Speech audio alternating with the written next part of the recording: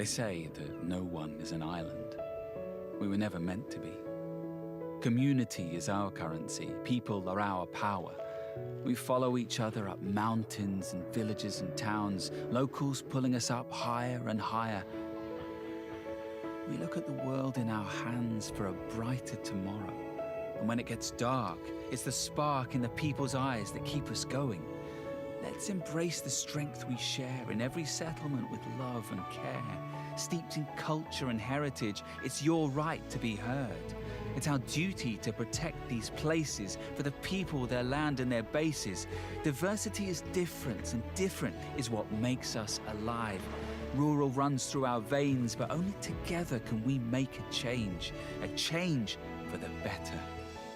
With every new footprint on these lands and every shake of a new hand, your faces, your smiles, your smaller places, they make the biggest difference to our nations. Home is where the heart is, and although we may say goodbye or roam, we always know where our heart lies, our home. Today, it's you we celebrate, and with you we create while the future awaits. This is a tribute to you who contribute to our world. It's your spirit that keeps us spinning. This is humanity. This is harmonization between generations. Here is our story. Here is your story. As we turn that page, the next chapter reads, Change for a New Age.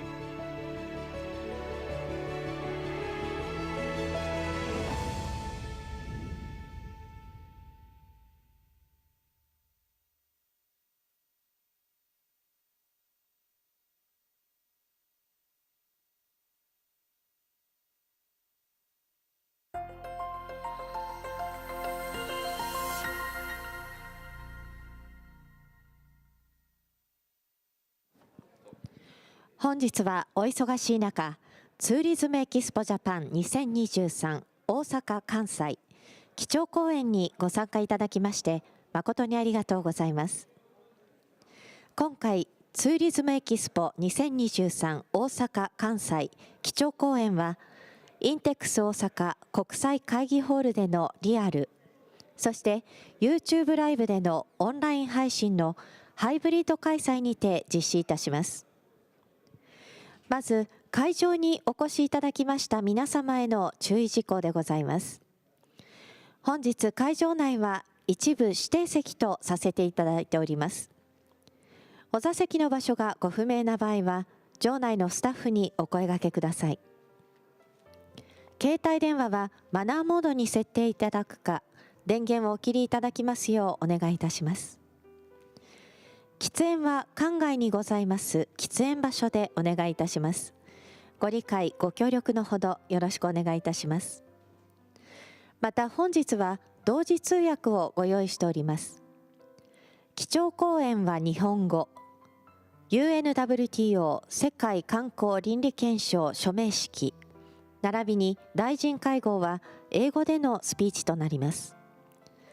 ご希望の方はお席に置いてある同時通訳レシーバーをご利用ください。なお、お帰りの際は同時通訳レシーバーをお席に置いてご退席ください。続いて、オンライン配信をご視聴の皆様への注意事項です。本日の講演はライブ配信のため、通信回線の状況により、音声や映像の乱れが生じる可能性がございます。万が一配信がうまく視聴できない場合は、通信環境を今一度ご確認の上、再度アクセスをお願いいたします。それでは間もなく開始いたしますので、どうぞ皆様ご着席いただき、今しばらくお待ちください。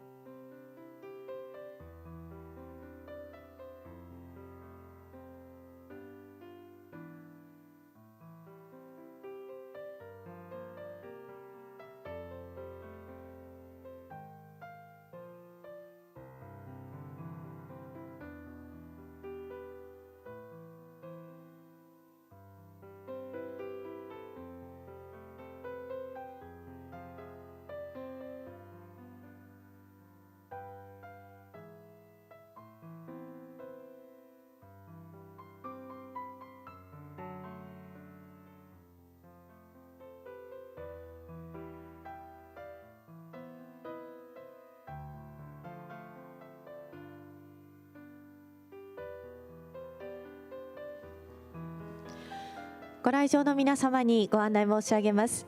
大変お待たせいたしております。開始予定時刻となりましたが、ただいま皆様のご到着をお待ちいたしております。恐れ入りますが、お席にて今しばらくお待ちいただきますようお願い申し上げます。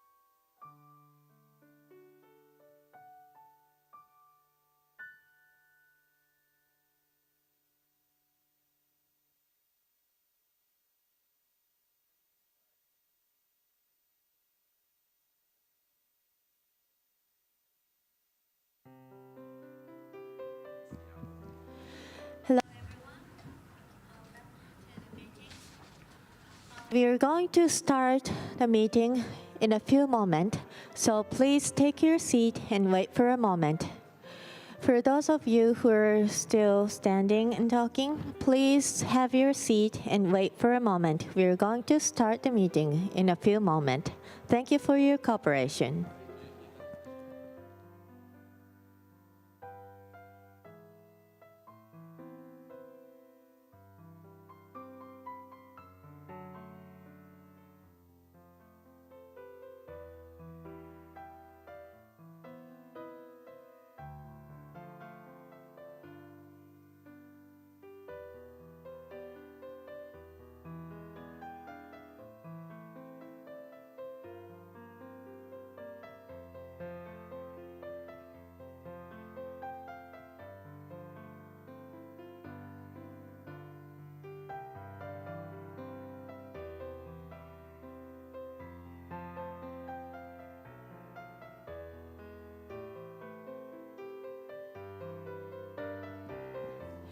皆様にご案内申し上げます。ただいまから会合の基調講演始めさせていただきます。どうぞお席にお着きいただき、今しばらくお待ちください。Everyone, thank you very much for attending. We are going to start the meeting soon, so please take your seat and wait for a moment. Thank you for your cooperation. Would you please have your seat and wait for a moment? Everyone who is still standing, I'm sorry to interrupt you, but we are going to start the meeting, so please take your seat. Please take your seat. Thank you very much for your cooperation.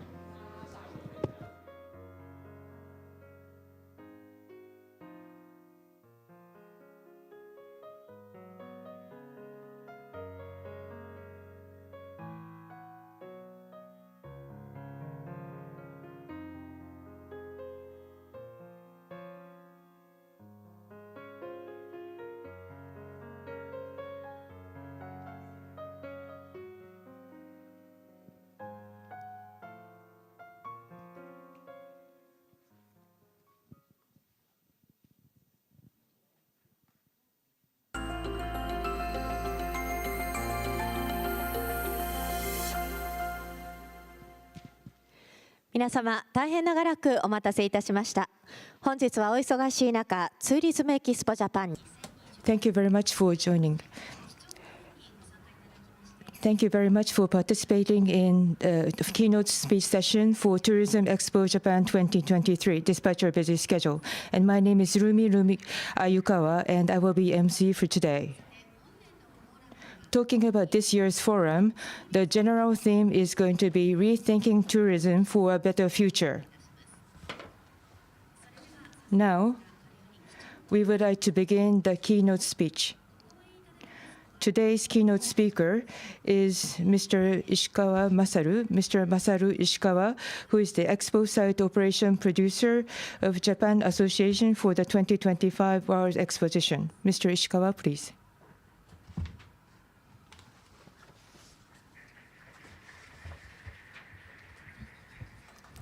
Hello, everybody. I am very grateful for this occasion. Although my time is limited for 30 minutes, but I would like to communicate the charm of the Osaka Kansai Expo. First, please look at this photo. This is 120 years ago. In Osaka, where you are here today, there was an exposition. This was the 5th National Industrial Exhibition of Japan. But at this exhibition, automobile was displayed.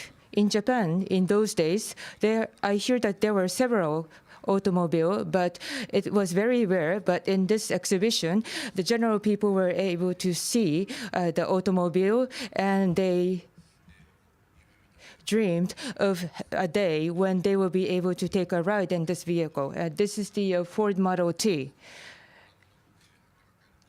After 5 years from this exhibition, this has been launched in the market. And after 120 years after that, there will be another exposition in Osaka. And as you know, urban air mobility will be displayed in this expo. And the plan is still going on right now. And as you can see here,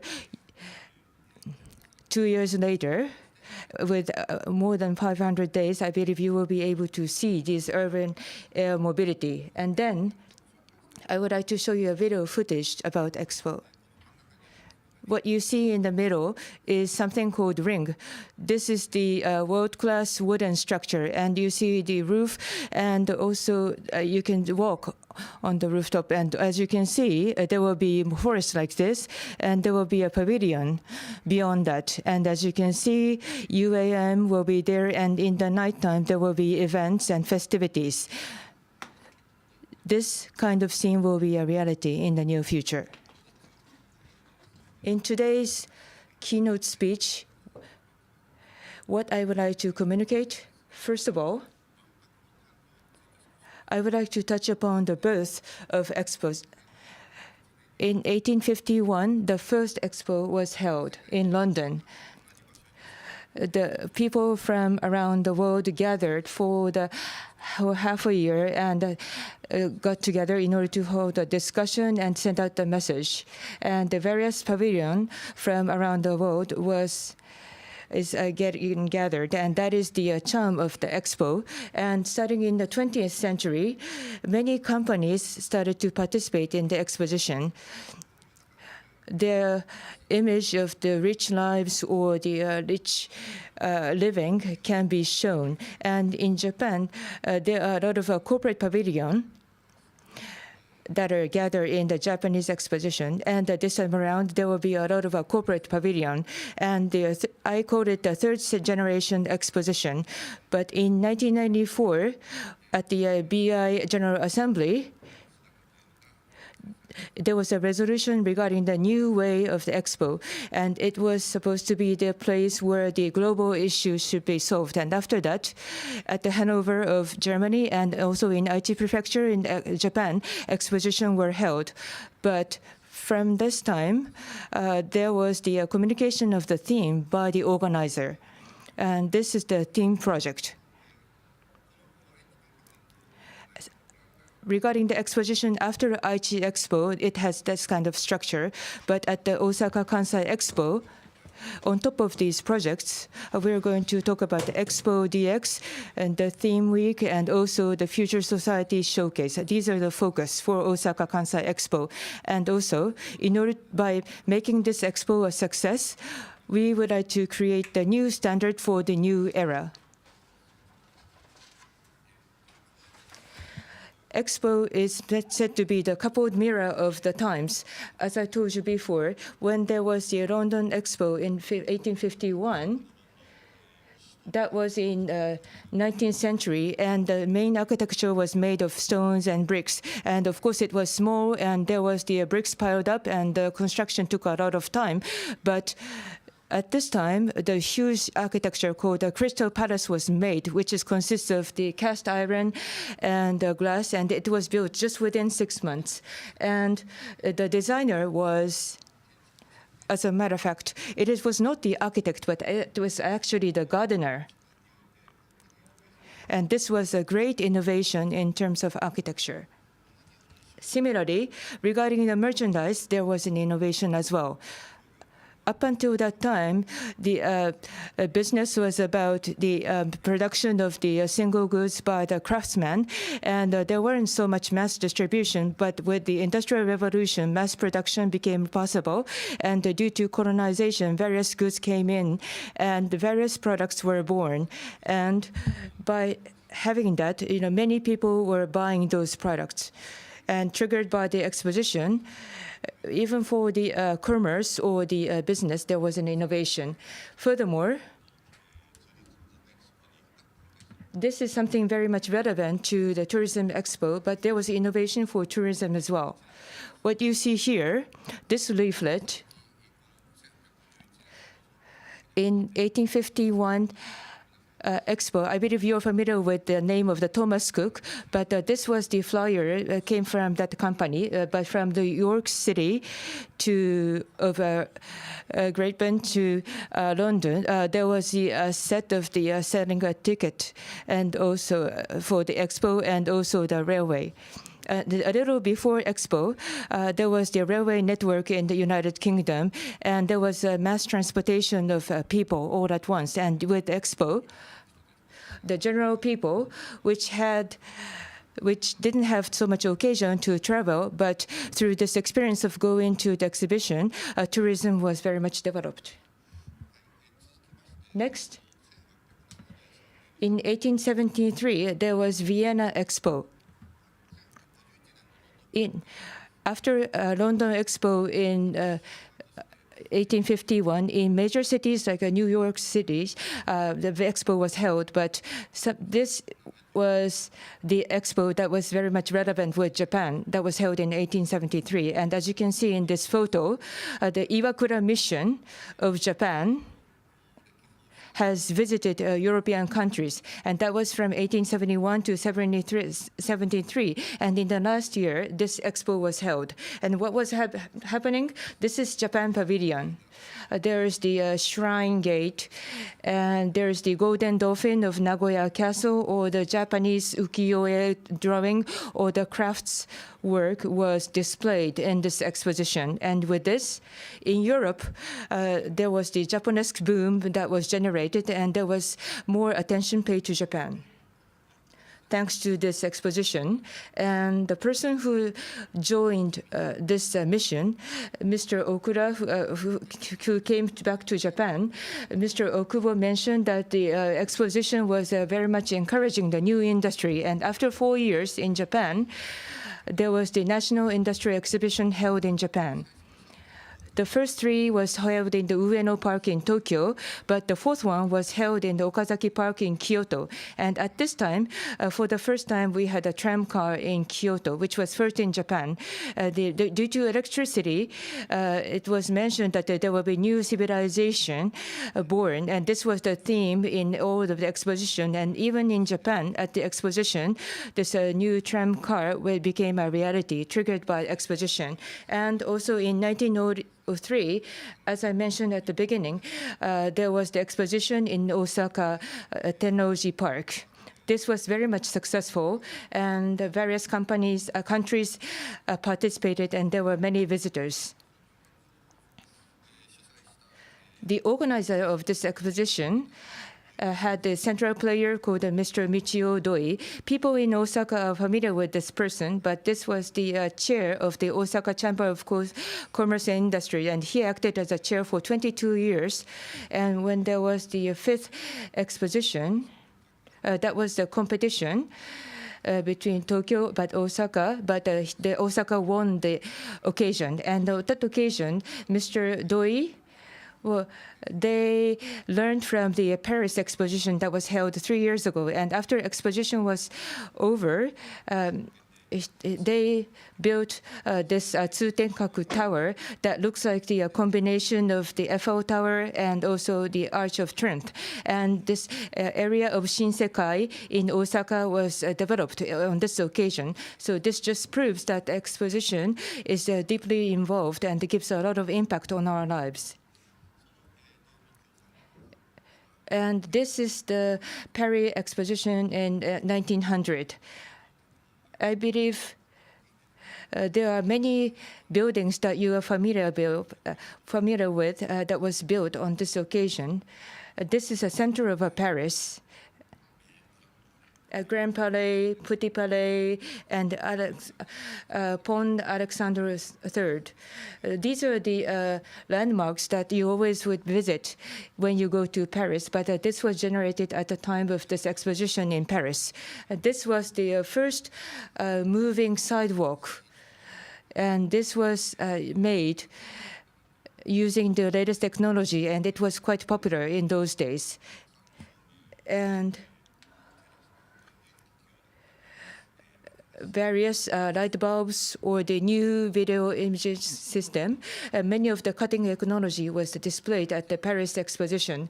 And Eiffel Tower was born triggered by exposition.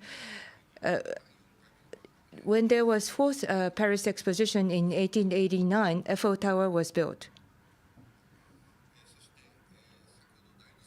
And I told you about the 2nd generation Expo. At the beginning, like in London and Vienna and Paris, there was exposition held, but there was 2 world wars, and it was difficult time to hold the Expo. For the time being, the exposition was not held. However, in 1960s, there was a large exposition in the United States, and this was in New York. This is not the official exposition that was registered by the BIE, but there was a large change that I want to introduce.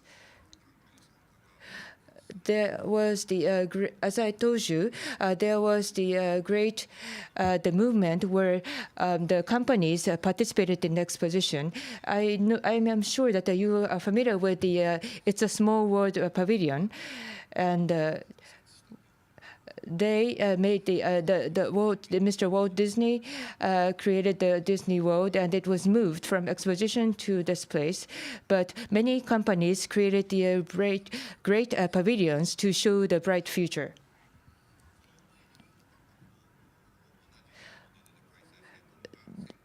In 1970, I believe you are familiar with this, but this Osaka Exposition was held with the same, with a similar model of that in New York. And what was very much popular was this lunar rock. And I believe some of you here should have queued in order to see this lunar rock.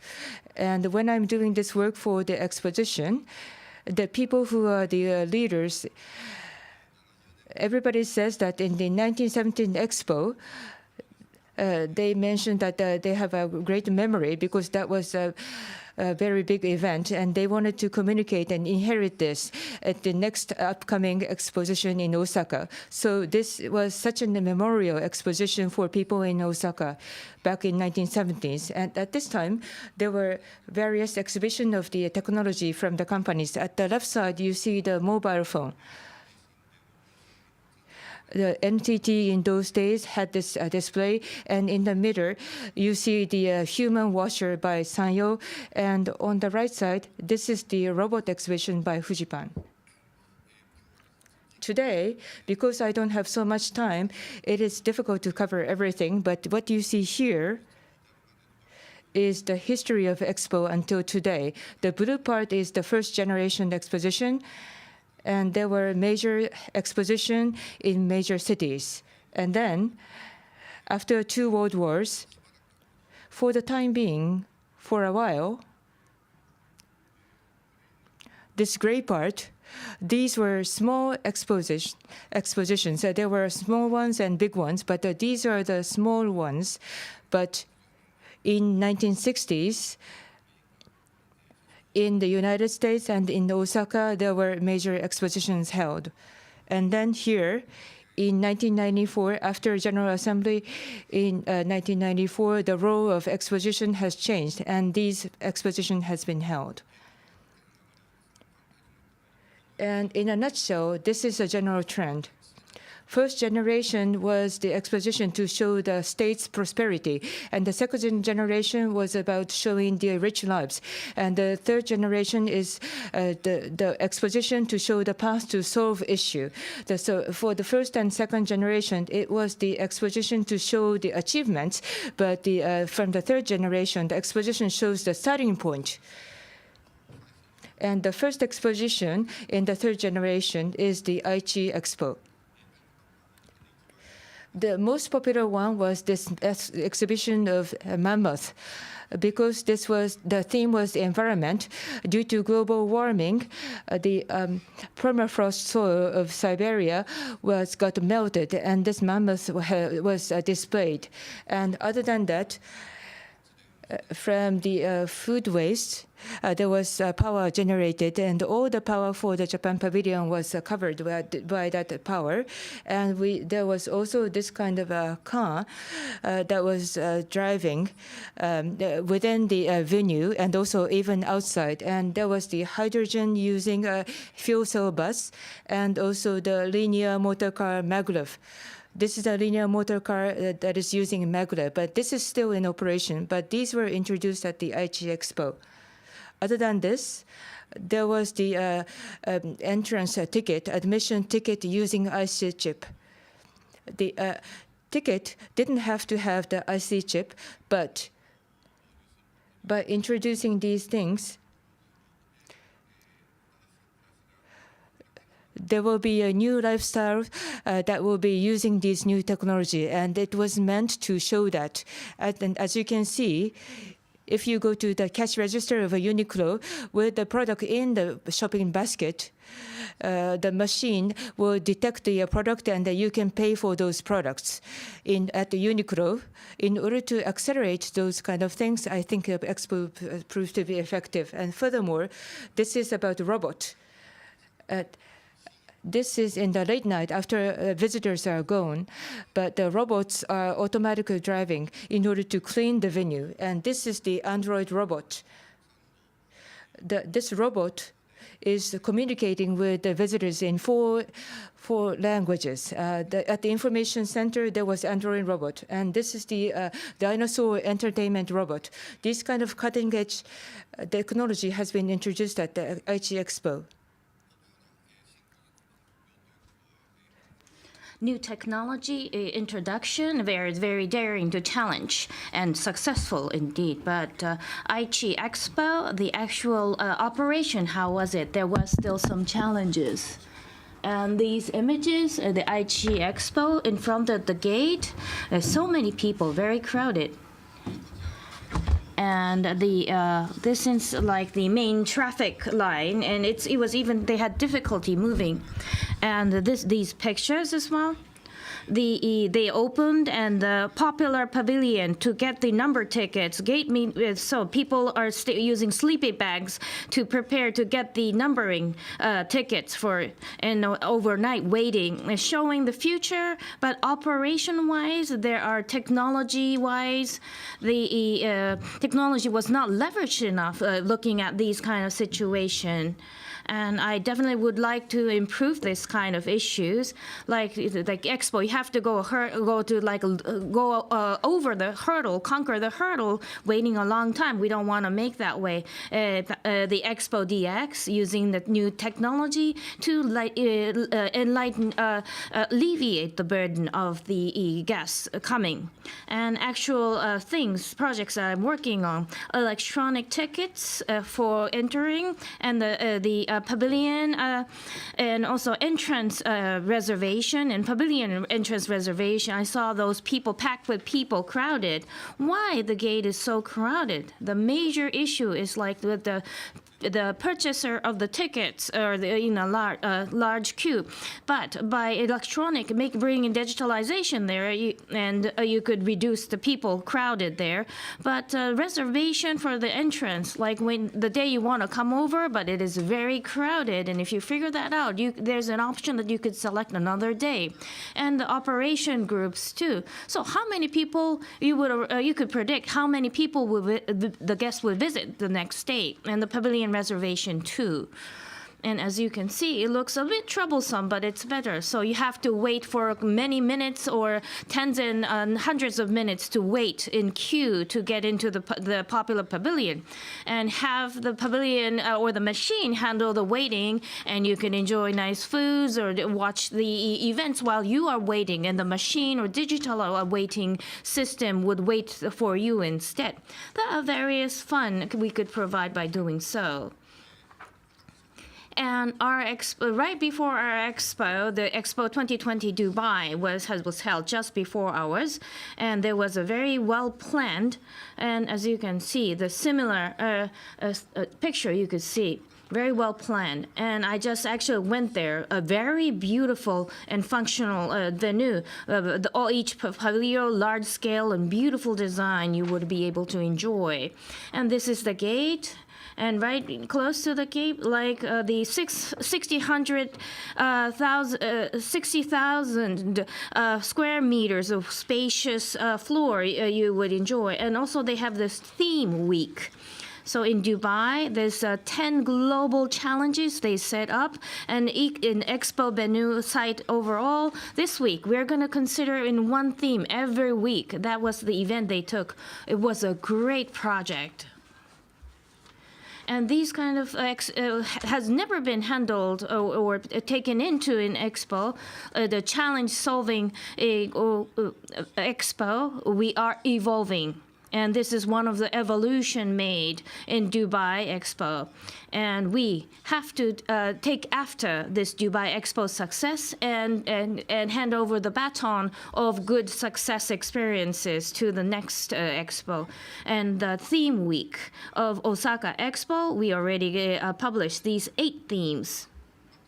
And yesterday, that theme, the date was also announced. The calendars of schedules per each theme is as you can see on the screen. Next, the showcase of the future society. The Expo, majorly there are 3 structures. One is the public business part.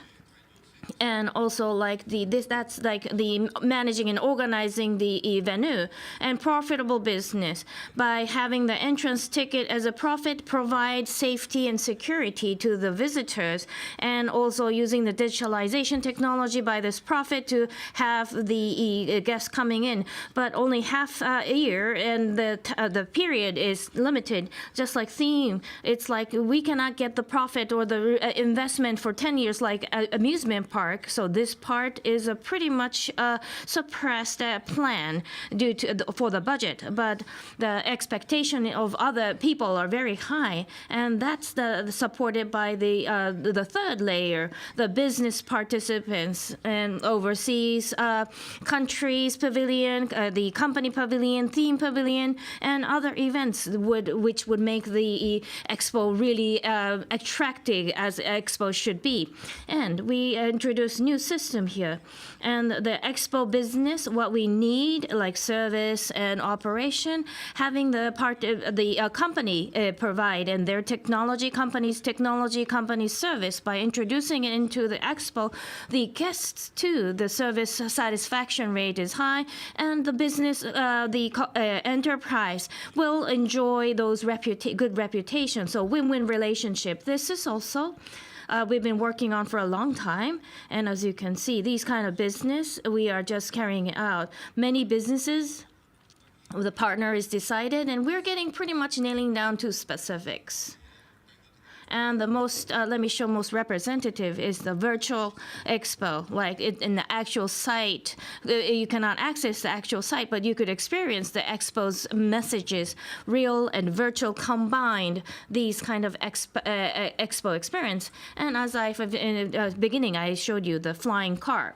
Next is the auto driving EV bus, and also hydrogen ship was publicized, and personal agent. Each and individual guest tailor-made services will be provided.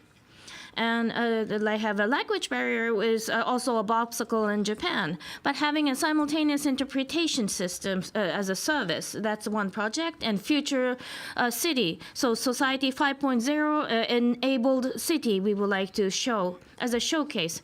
And carbon recycle factory. In the venue, actually CO2 will be collected in the atmosphere, and CO2 recycle will be conducted in this system that will be introduced in our expo. The next generation photovoltaic cell, very highly expected, perovskite, we will using to the roof of the buses. We are planning to do so. And also bus terminal shelter roof we are planning to use.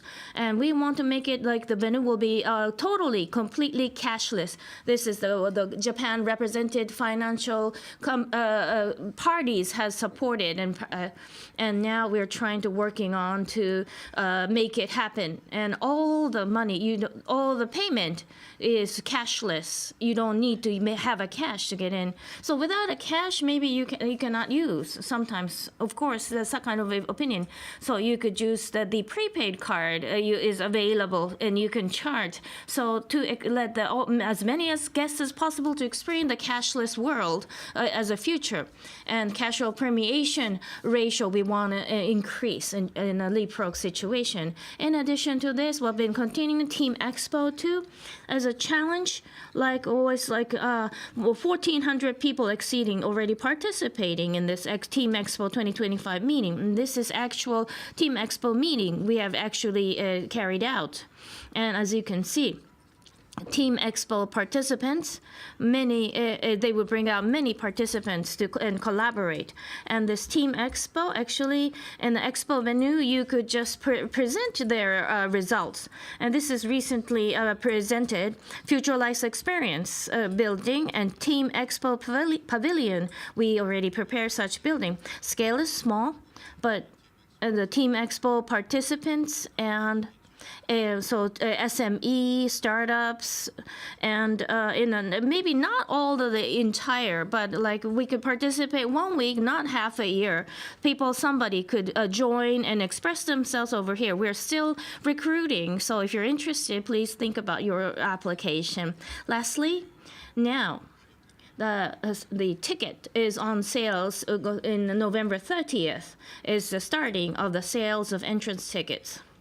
And Expo is very a crowded day and very not crowded day. There's a stark contrast. And Aichi Expo's experience 430 people in the smallest and 280,000 in the maximum. So these kind of huge, when it's there's less crowded and really crowded, we want to resolve and try to level out.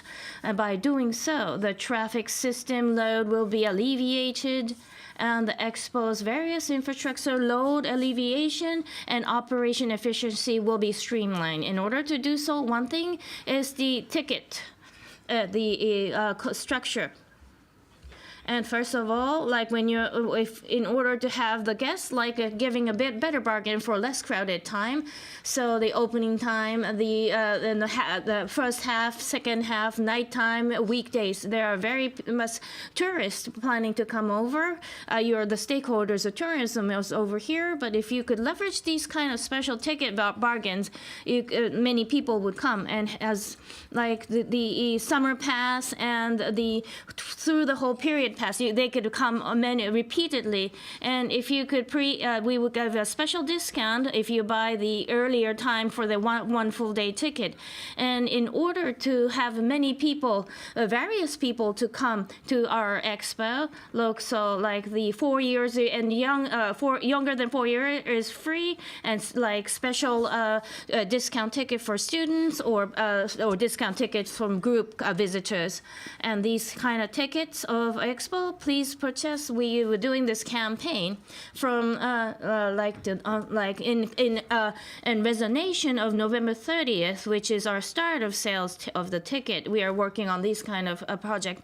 And the tourism industry people, I expect your support so that let's together as a team work together so that this Expo will be more exciting. Especially the appealing point, there are 3 points.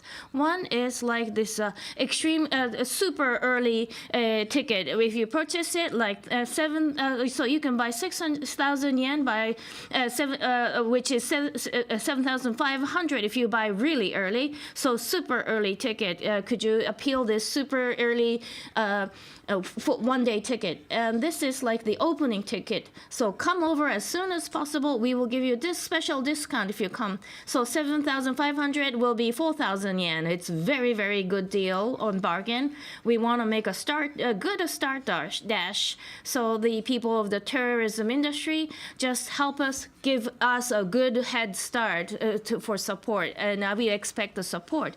And the full period pass that you could come as many as you want. This is a city-type expo, the Osaka Expo, and many people are living near neighboring areas, and I want them to enjoy as many times as possible. And if you visit 4 times, you would that would be like you paid enough. You would be paid for this payment.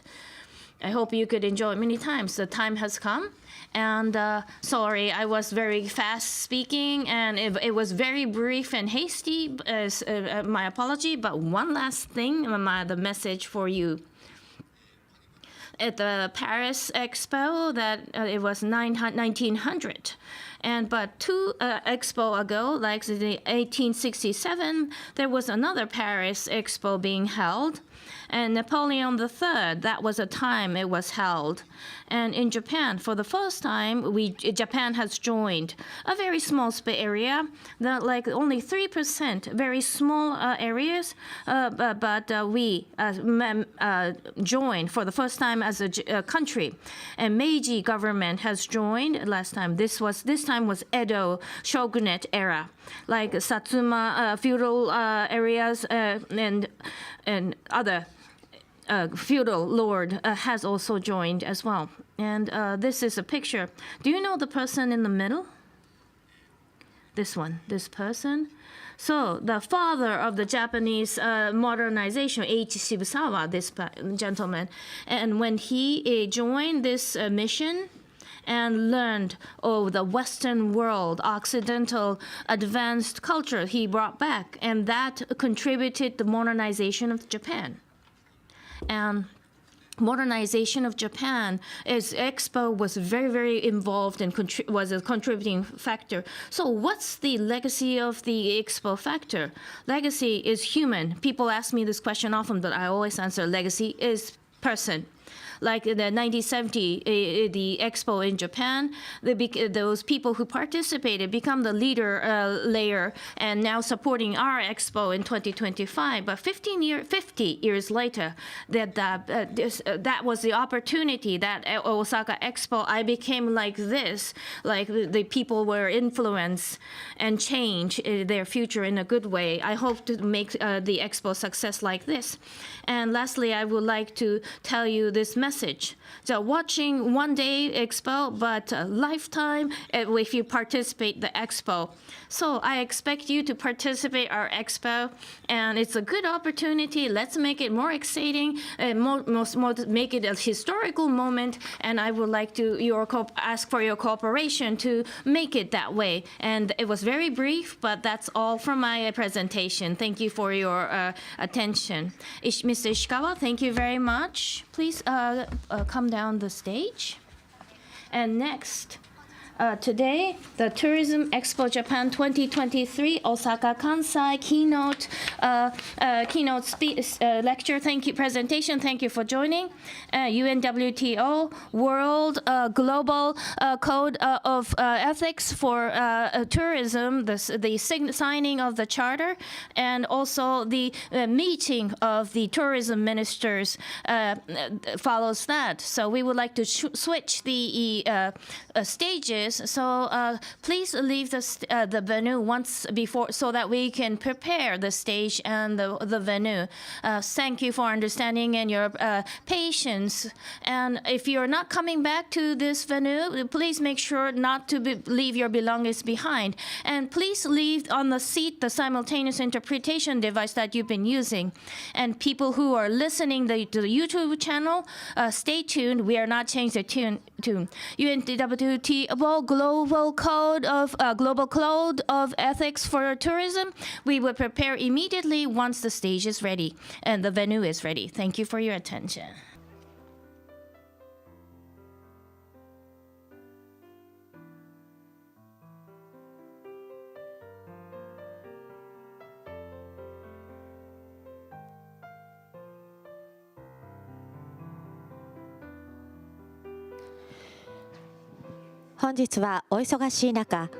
Thank you for coming. UNWTO Global Code of Ethics for Tourism and the sixth Tourism Expo Japan Minister of Tourism meetings. Thank you for joining for this session.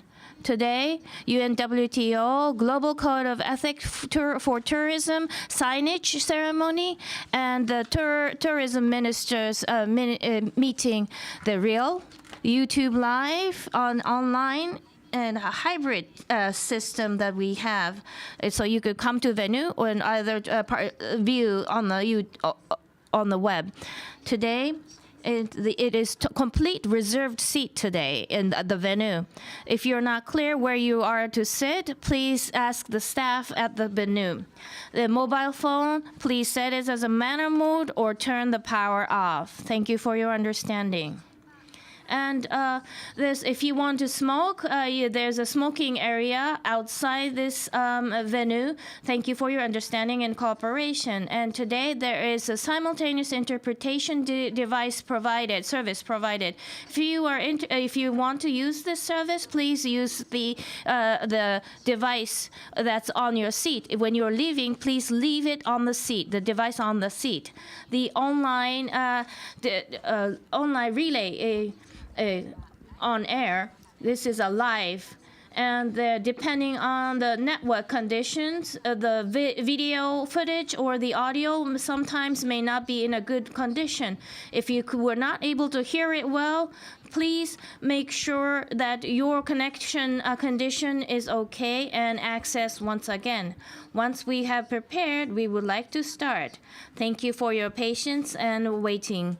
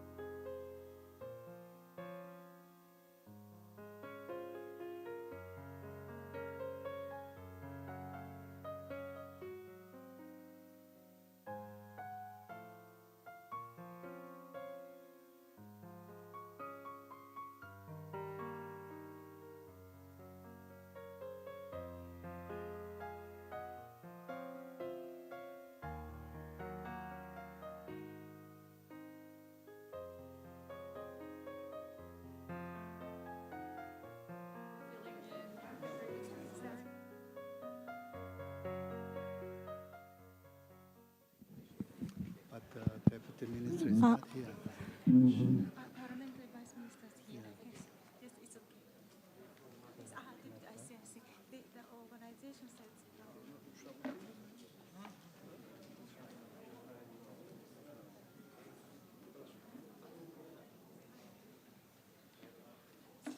He says it's okay. I confirm.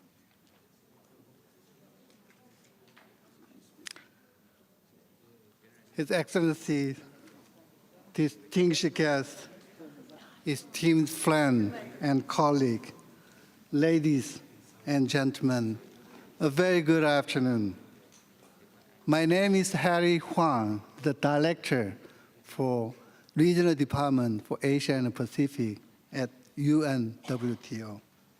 Today, the 5 tourism entities in Japan will become the new signatory of the private sector commitment to the UNWTO Global Code of Ethics for Tourism. In addition, we have our honored guest, Mr. Yuzo Kato, the Parliamentary Vice Minister of Land, Infrastructure, Transport, and Tourism, who will represent our host country for the ceremony. And Parliamentary Vice Minister Kato, thank you so much for joining us today for this symbolic but important moment. And it is my great honor to invite you now for your congratulatory remark with us. Please.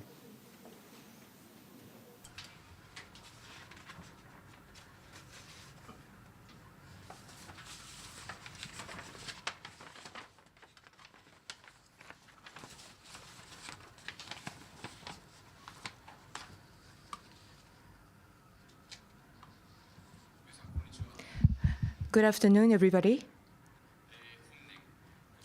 This year, we are very pleased that 5 entities have signed the Global Code of Ethics this year.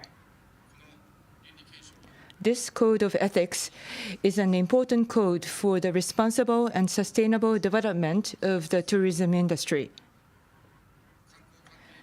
We believe that the realization and promotion of these principles by tourism-related industries will contribute to the development of the global tourism industry and the achievement of the SDGs promoted by the United Nations. In Japan, with today's signing, 6 organizations and 28 companies have endorsed the Code of Ethics, and we hope that this will be an opportunity for the Global Code of Ethics to spread even more widely, both domestically and internationally. I would like to conclude my words by expressing my deep appreciation for the kind cooperation to all of you, including Mr. Pororikashvili, Secretary General of UNWTO, Mr. Motoho, and the TEJ Secretariat for providing this opportunity. Thank you very much and congratulations.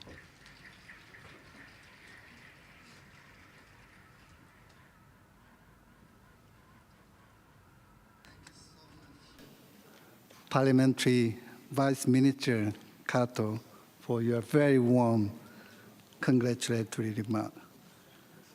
And also with us today is Ms. Sorisa Urospetti, the UNWTO Executive Director, with us today.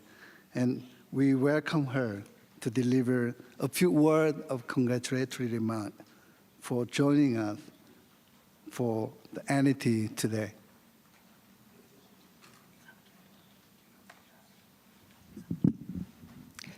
Thank you very much.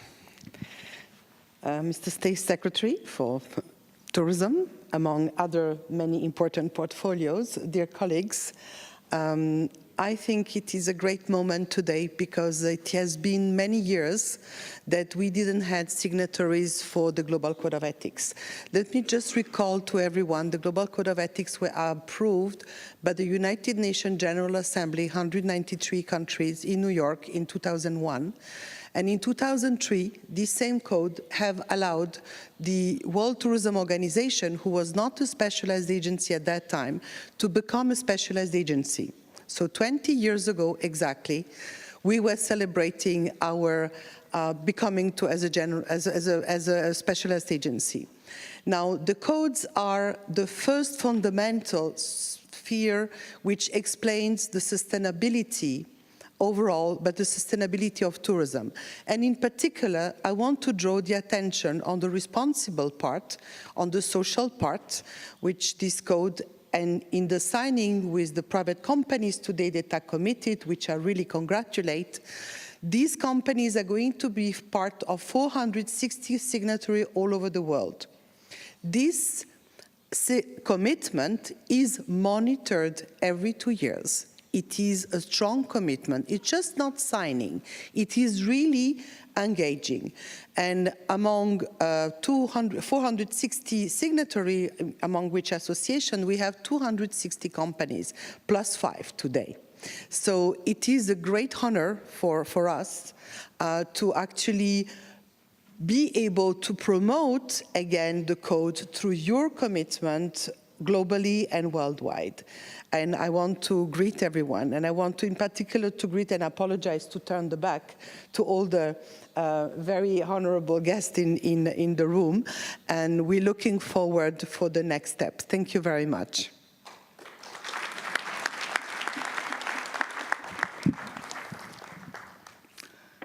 Thank you so much, Executive Director of UNWTO, Ms. Sorisa Urasavi, for your heart, the congratulatory remark.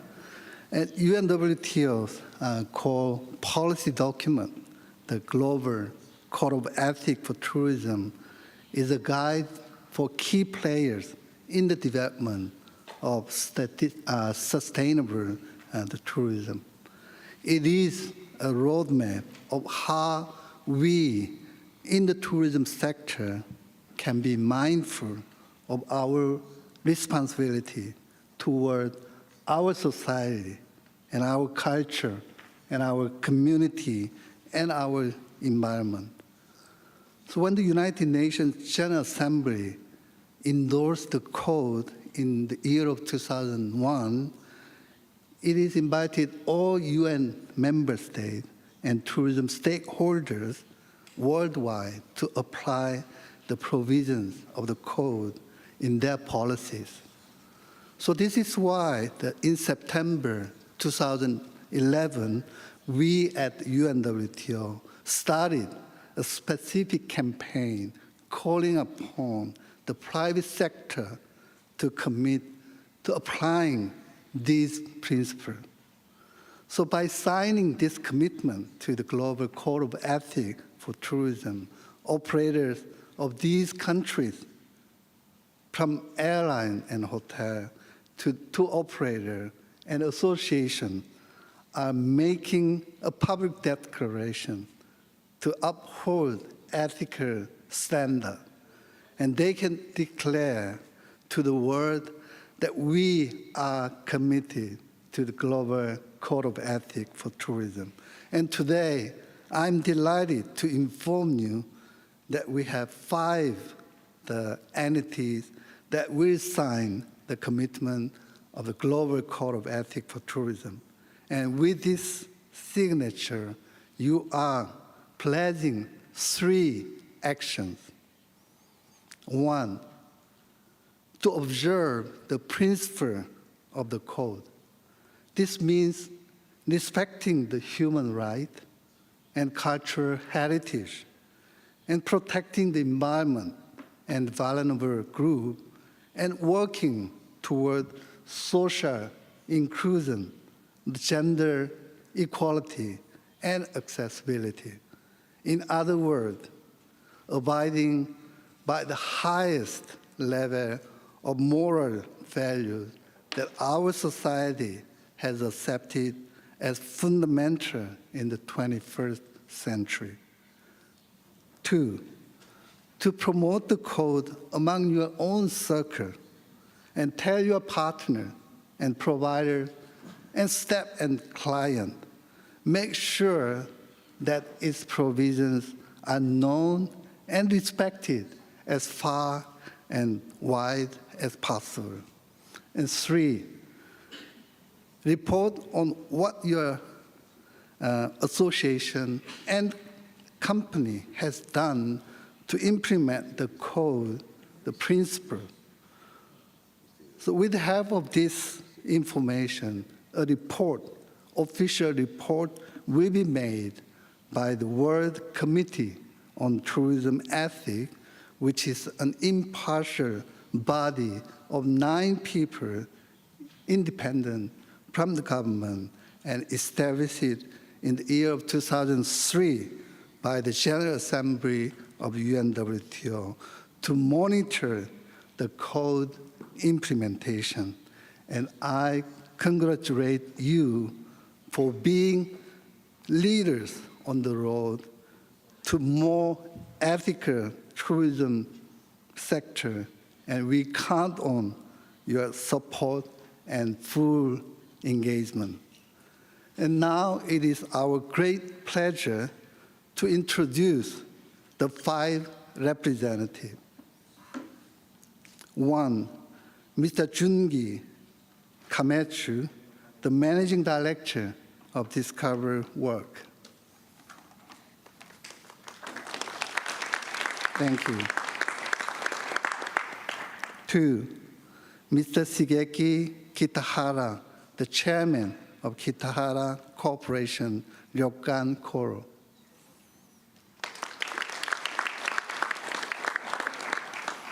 3, Mr. Shigehiko Yamada, the President of Kohaku Incorporated. 4, Mr. Hisashi Inoue, the Chief Executive Officer, the Riders Corporation.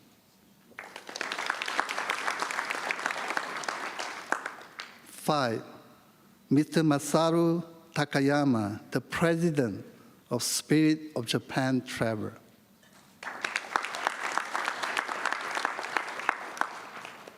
And now we would like to invite each representative to sign the document at the same time, please.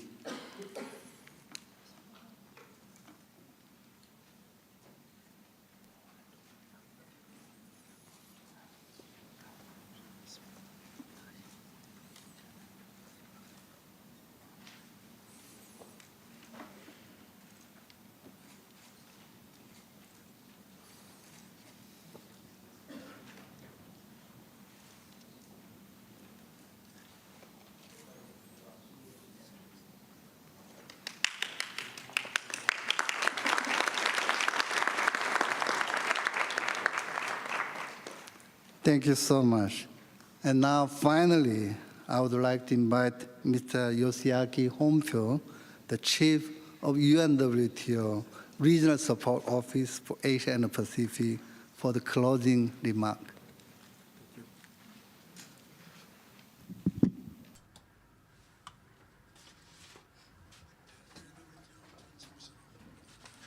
I am Hompo of UNWTO Japan. Today, we have the pleasure of Mr. Kato. And today, I would like to pay tribute to the people of entities who signed the Global Code of Ethics in Tourism in the presence of Secretary General of UNWTO and Director General of the International Tourism Department of Japan Tourism Agency, and would like to sincerely welcome them as colleagues in promoting and advancing the code.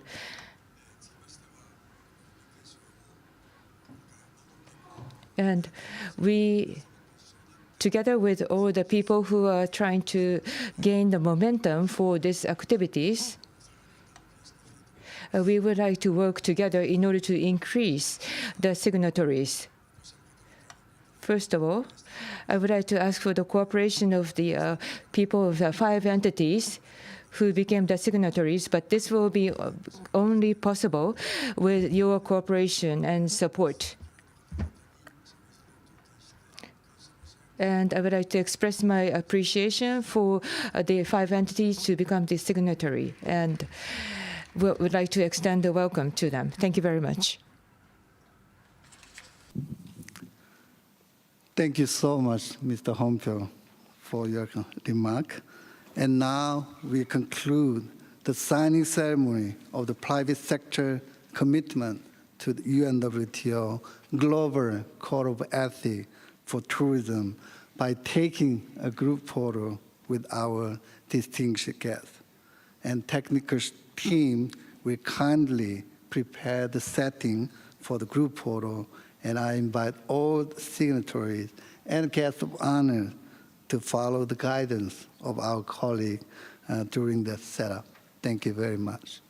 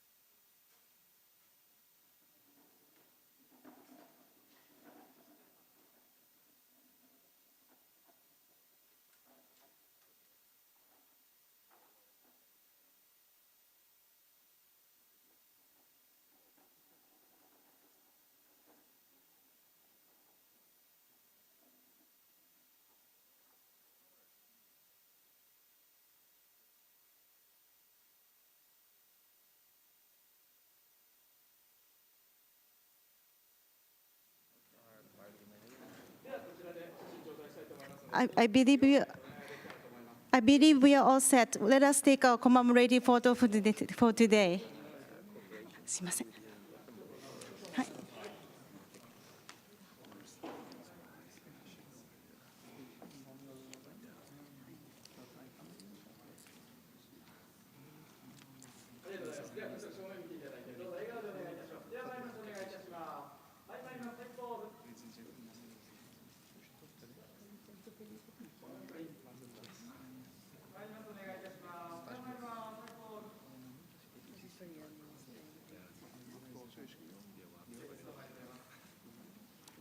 Okay. Thank you to all 5 representatives today for being part of this global celebration of the commitment to the Global Code of Ethics for Tourism. And thank you for everyone joining us today to witness this significant event. Please give another round of applause to signatories.「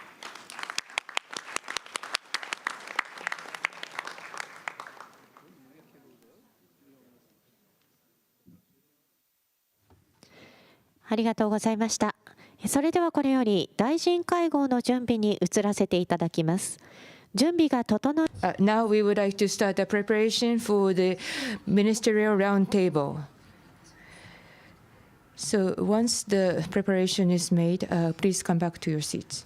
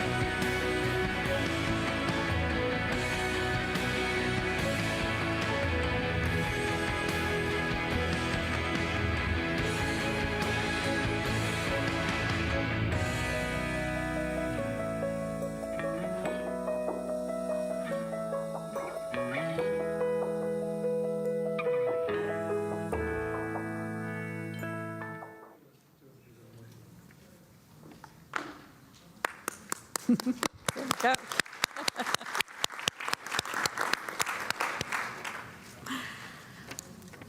Mr. Kato Ryusho, Parliamentary Vice Minister of Land, Infrastructure, Transport and Tourism for Japan.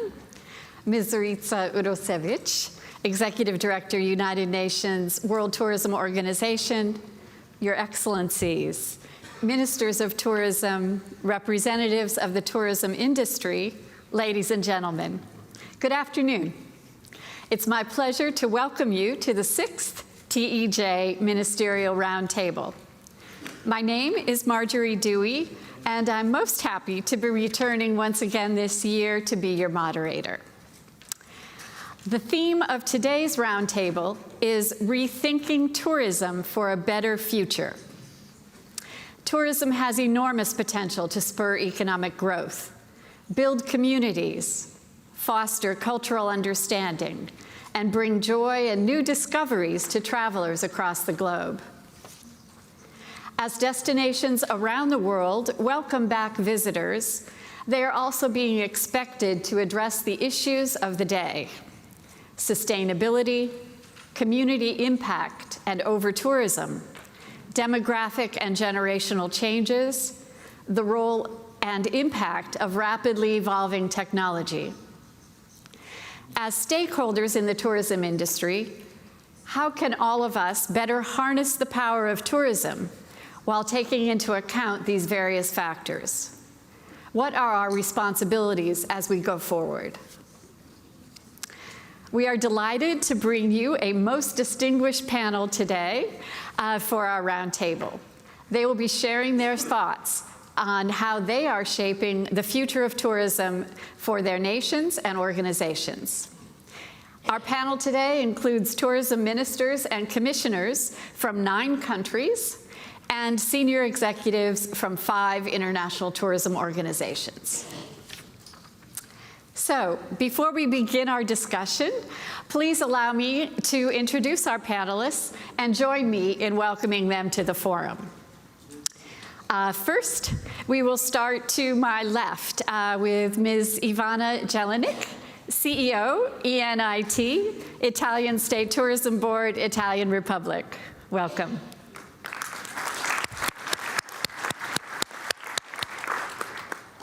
His Excellency, Major General Retired Gotselin Morak, Ambassador of the Republic of Botswana. And we are most happy to have His Excellency here today. He has come on very short notice to join us today because our planned speaker, the Minister of Environment, Natural Resources Conservation and Tourism, was not able to arrive, delayed by a plane. So we are most happy to have the Ambassador here today. Thank you, sir. Ms. Tutiaty Abdul Wahab, the Permanent Secretary, Ministry of Primary Resources and Tourism, Brunei Darussalam.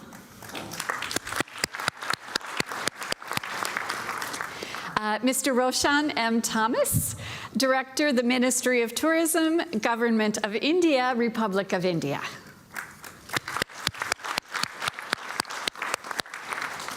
And we are supposed to have His Excellency Dr. Santiago Salahuddin Uno, the Minister of Tourism and Creative Economy, head of the Tourism and Creative Economy Agency for the Republic of Indonesia, but his plane was delayed, and so we hope he may be able to join us before the end of the session. And then we have Mr. Kato Ryusho, who you have already all met, Parliamentary Vice Minister of Land, Infrastructure, Transport and Tourism for Japan. Thank you. Then to my right, we have Mr. Datuk Mohammed Zamri bin Madzain, Deputy Secretary General for Tourism, Ministry of Tourism, Arts and Culture, Malaysia.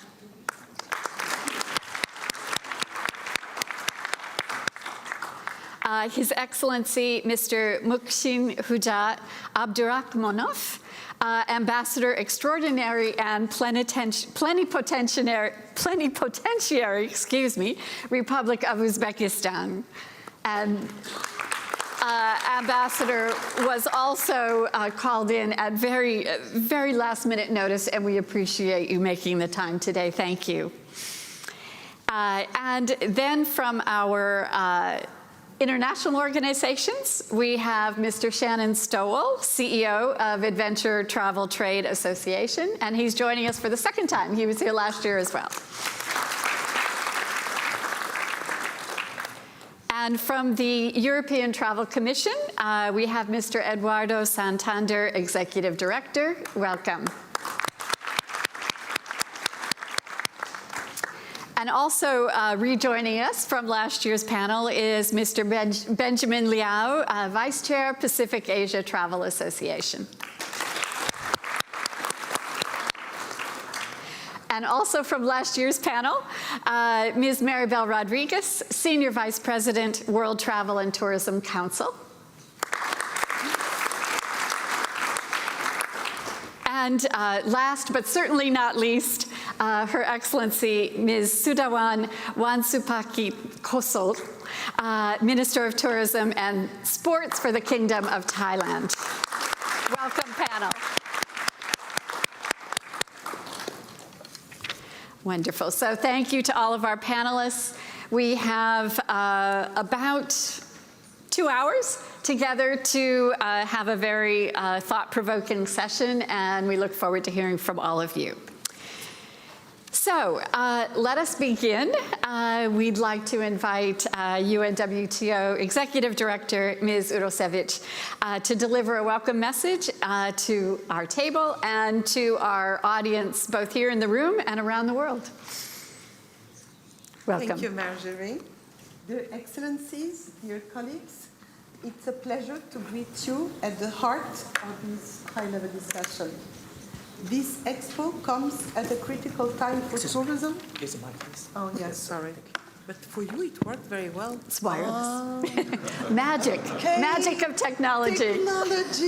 Okay, now let me just you can hear me? Yes. Oh, yes. Oh, perfect. Yes. Okay, I can play the singer when I was 5 years old. Okay, this Expo comes at a critical time for tourism where we need peace more than ever. And I think that all of us would agree on that. Our sector is bouncing back from the impacts of the pandemic, the worst crisis in our history, and struggling through the crisis, the multiple crises that the world has faced since and is still facing. One that has seen our sector go down from the 3rd export earning category after fuels and chemicals in 2019 to the 9th export category in the world in 2021. In fact, according to the latest UNWTO data, we are on track to reach around 80 to 95% of pre-pandemic numbers by the end of the years. Some regions are recovering faster, some are even doing much better than before the pandemic, such as the Middle East. Some regions have suffered most, such as this region in which we are, but which is really peaking incredibly. Yet, beyond recovery, we must ensure that we are on track to make tourism a driver for a better world, a tool to progress to sustainable development goals for people, planet, and prosperity. And as the title of this Expo makes it clear, now is the time to rethinking tourism for a better future.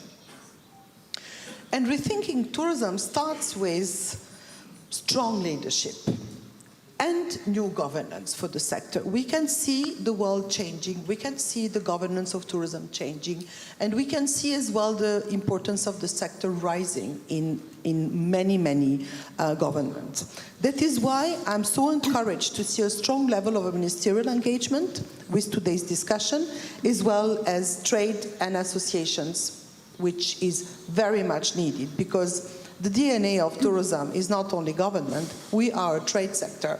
Without trade, there is no tourism. Governments everywhere recognize the importance of the tourism like never before, and we must make the most of this and keep the momentum going. We already have a clear roadmap for what is better for the future and what the future looks like. It is set in the 17 Sustainable Development Goals. This is the global agenda. They must continue to guide our work as we accelerate recovery and get back to business. Right now, UNWTO is custodian for 2 indicators in the UN Global SDG Indicator Framework around Goal 8, economic development and job creation, and the Goal 12, sustainable consumption and production, focusing on decent work and circular economy. However, the tourism sector has the potential to contribute to all sustainable development goals and its targets. We just released a few weeks ago a remarkable piece of work, which has been a very broad consultative work, which has been supported by JICA to measure the impact of tourism at project level, micro, macro, and giga level. And this is a very interesting tool set, which I encourage you to look at. It's called TIPS. To support this, together with I was just saying that this toolkit is, sorry, do we have the video to play after or not? No, we don't. Okay, sorry, maybe later. We have as well worked with India's G20 presidency and the G20 Tourism Working Group to deliver the Goa roadmap on tourism and the SDGs, because India chose that theme. And we have jointly built a dashboard to share policies that can inspire us all. This is all reported on a, I can say, knowledge platform that we created a few years ago. It's called Tourism for SDG platform. It is a space where you can learn who and what is doing, what are doing regions, destinations in the sphere of sustainability. And the dashboard is as well comparing G20 economies, which are, I can say, very inspirational, because G20 economies represent 74% of international tourism. So there is something that these countries are doing good. Of course, Japan is part of that, but not everybody is part of that. And I think this is a very inspirational framework in which you can look at the analysis that we have made, initiatives that have been created, government incentives that have been proposed for this type of success. So I strongly encourage you to discover that. And most importantly, we are reaching an historic moment where we are about to present at the United Nations a groundbreaking statistical framework which will allow us to measure tourism for the first time in its economic, social, and environmental impact, the Measuring the Sustainability of Tourism framework. And I invite you all countries to support this framework in February, March of next year at the UN Statistical Commission. This first framework is going to be the first of its kind that can measure impact of world activity beyond GDP, looking at the environment, economy, and the society. And I think that with this, we are going to be extremely, it's going to be an important milestone for all governments to use and to promote at the country level. But as I said, without the private sector, there is no tourism. And while we are advancing on building the Measuring Sustainable Tourism framework on statistics, we are as well currently developing an ESG framework, environmental and social governance framework for the private sector, which is going to be a first of its kind, which is going to follow exactly the same indicators at the national level, but transferred and transported to the private sector, meaning that we will be, for the first time, be able to compare data and impacts globally for the sector. And finally, we are committed to ensure tourism that is more inclusive and resilient. We are working to empower youth, women, and communities. And as you just saw earlier, our Tourism for Rural Development program and its flagship initiative, the Best Tourism Villages by UNWTO, is a work that is a value and that is progress on economic diversification and territorial development. That work is a legacy of the G20, I can say, outcome that was held by Saudi Arabia, think in 2021 or 20, I don't remember, we do so many, and that has grown and that has been shaped at that very moment, focusing on local communities, and the most beautiful way to expand that is to look at the diversification in rural development. And I saw this morning, sir, that the Prime Minister of Japan as well is very much highlighting the importance of rural tourism. I think that during the pandemic, it is a way that we all find an escape, and it is a way that has actually stimulated and accelerated as well the interest and the appetite and attractiveness of the rural development. We are as well prioritizing education, investment, and innovation, attracting and retaining talents, creating the adequate investment frameworks, and fostering innovation are top priorities for UNWTO. But of course, Secretariat is nothing without its members, so this is the expression of the needs of the countries. And at our General Assembly, just a week ago, we launched the UNWTO Education Toolkit and progressed our work on green investment. And thank you for Uzbekistan for hosting us just a week ago, all of us, where we had extraordinary meetings. And finally, we are looking on how to build resilient and crisis preparedness for our sector together with the government of Japan. Ladies and gentlemen, the roundtable discussion is the ideal platform to address the biggest challenges as well as the biggest opportunities facing tourism right now. Again, I am encouraged by the amount of high-level participation on display, and I look forward for an inspiring and productive session. Thank you very much.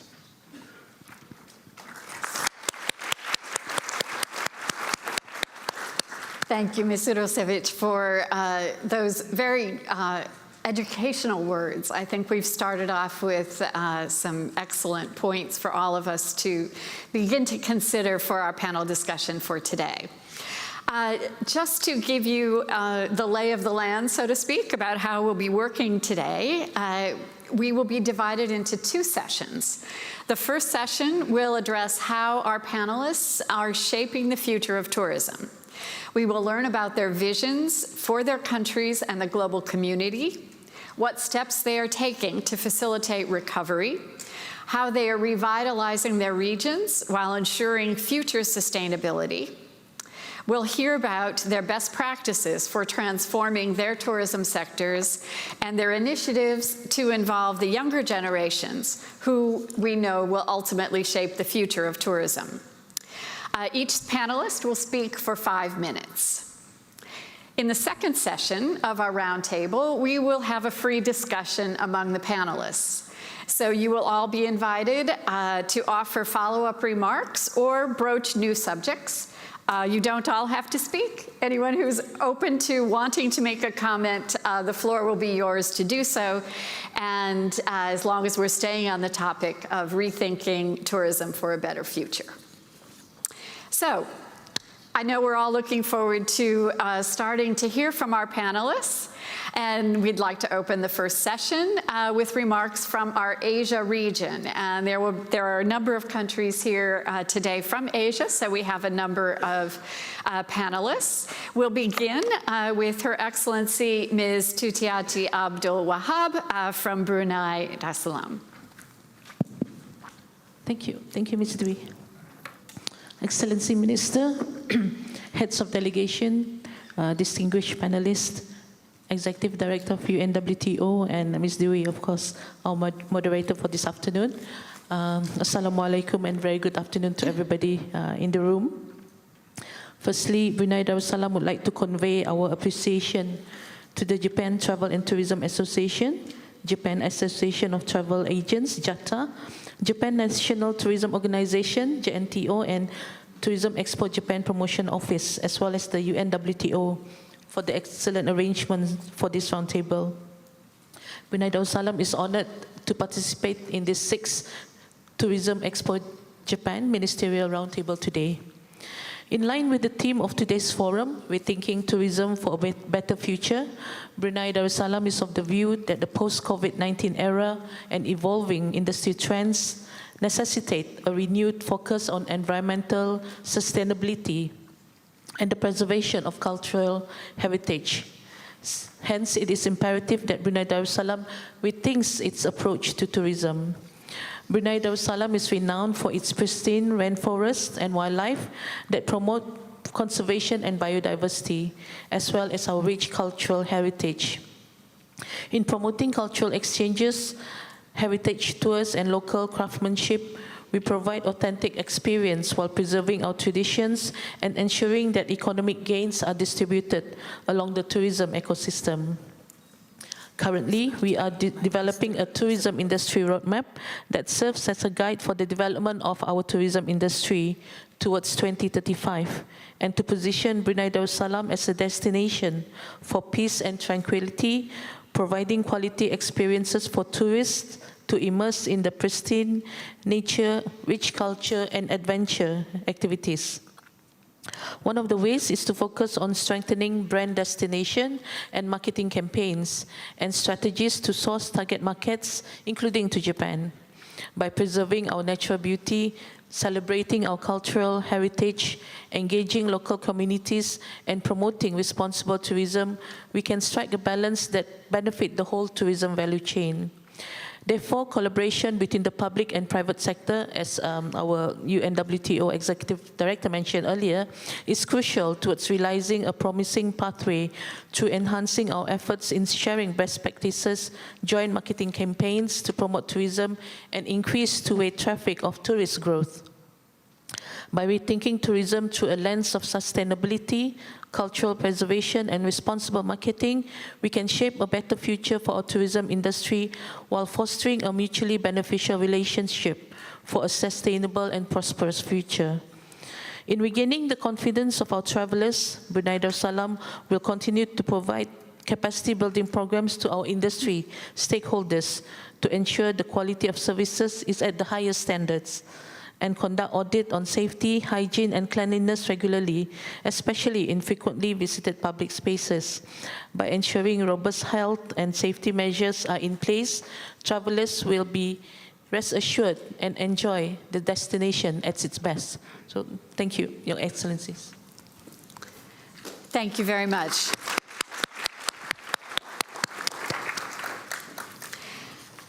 Thank you, Your Excellency. Let us move on to India. Mr. Thomas, would you care to share your thoughts? Thank you. Honorable Excellencies, heads of the tourism administrations and tourism industry, my dear colleagues from across the globe, the greatest friend and well-wisher of India, Madam Executive Director of UNWTO, and the dearest moderator, and the organizers of the Tourism Expo Japan 2023. I thank you all for giving me a speaking opportunity and listen to the Indian perspective in the tourism for the next generation or the future. So tourism is a very important key word in the economic strategy which is followed by India. So we calculate tourism as one among 3 T's: trade, technology, and tourism. So we consider tourism is an economic multiplier or a value addition to the economic growth engine. Any primary, secondary, or tertiary activity, you add tourism to it, its value multiplies, and it will ensure assured returns. The sector has the capability to convert anything to a tourism product. I will just narrate a case study.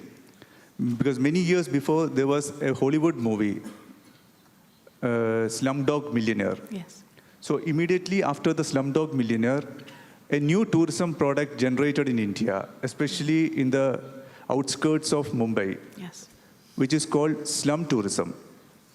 So normally, there's a negative connotation for the slum tourism, that people are coming to see the poverty and hardship of a group of people, which was not a good sign of tourism. But it had a positive impact on the community which was living there. So what was the impact?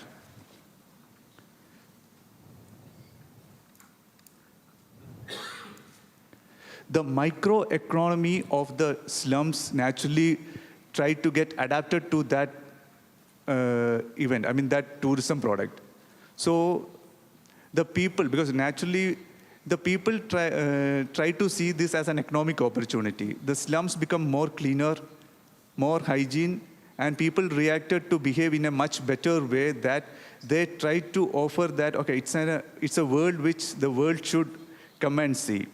And interestingly, there is an impact to this slum tourism that when the entire world was hit by the COVID pandemic, and when we expect that, okay, the slums of Chembur or Mumbai will be the bad hit, but we felt that among the many case studies, these slums were the least hit, and it recovered very fast. So one of the psychological analysts has made a theory stating that, okay, when you ignore a person, he will not respond to the opportunities which is given to him. But when you are constantly having curiosity in a person, they will try to develop themselves. So this is what happened in the slum tourism. So when people, I mean guests from across the world, started visiting them, they felt themselves important, and then they themselves behaved in a way that, okay, I should be in a presentable form before the world who is coming to see me. Mm-hmm. So this is a positive impact of the word tourism, or it's a magic of tourism which can do in the social sectors. So that is what we say. We can see that the tourism dependent economies is also one of the highest in the social development indicators. Mm-hmm. So tourism can multiply both the benefits of social development as well as the economic development if it is being used as a proper development strategy. So India is working on it. So India is having hundreds and thousands of villages in India. And it's a, cultural world within itself, which is not being explored. So if you're looking into that aspect, okay, agriculture is the primary income of majority of Indians, the Indian villagers. Mm-hmm. So what we were trying to initiate is that, okay, let's add tourism to agriculture. So agricultural tourism. So what will happen in such a movement is that a person will not cultivate or enter into an agriculture as a profession just to feed his stomach or just for the sales from the agriculture. He is cultivating or he is doing the farming for somebody else to come and see. So that is where he is actually enhancing his opportunities. He started following the best environmental and sustainable standards and organic agricultural practices. He diversified his show experiences to animal husbandry, fisheries. So it's a different experience which he is trying to give to his guest. He upskilled his assets, especially his family members, and other assets which he is holding. So his home became homestay, his sons became tour guides, and his byproducts from his agricultural became handicraft products. Right. And his products, since he's following the organic method of cultivation, it was gaining him higher returns than the normal agricultural methods. So this is what we tried, the miracle of tourism, when adding agriculture with tourism, agrotourism, a tourism product was created. And India has trying to make this strategy among one of his programs, which is called Vibrant Villages Program. So this is one part where we are capitalizing. So similarly, each villages is having its own human stories, its own culture, its own different types of ethnic handicrafts which is developing. So the villages, because just before we started the meeting, we have seen the Best Villages Program of UNWTO. So similarly, we also have initiated at the national level the National Tourism Villages Program, mm-hmm. so that their best practices, their ethnic intellectual capabilities will not go unnoticed. The other program, major program which Government of India is initiating in the tourism sector is the Yuva Tourism campaign. So Yuva means youth. So it's a youth movement. It's a program which we target the youth. I mean, the youth is the future. I mean, India is one of the countries which is having the largest youth population. And we consider youth as an investment and our future. So we are including the youth participation in the tourism activities. It includes different activities. I mean, it can have awareness activities, promotion activities, and destination management, and even destination creation activities also. Because we encourage youth to discover new trek routes. We encourage youth to devise new sustainable gold products. So the purpose of this mass campaign is that when you, part of creating something, you feel ownership of the product which you are creating. So that itself is good enough in its sustenance phase. So government will crowd in the funds to initiate the campaign, and later, once it's self-running, government can withdraw because it will start continuing on its own. So that is what we are catching the youth as a tourism ambassadors, so that the movement will sustain.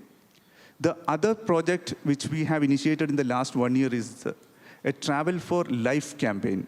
So life here means lifestyle change for environment.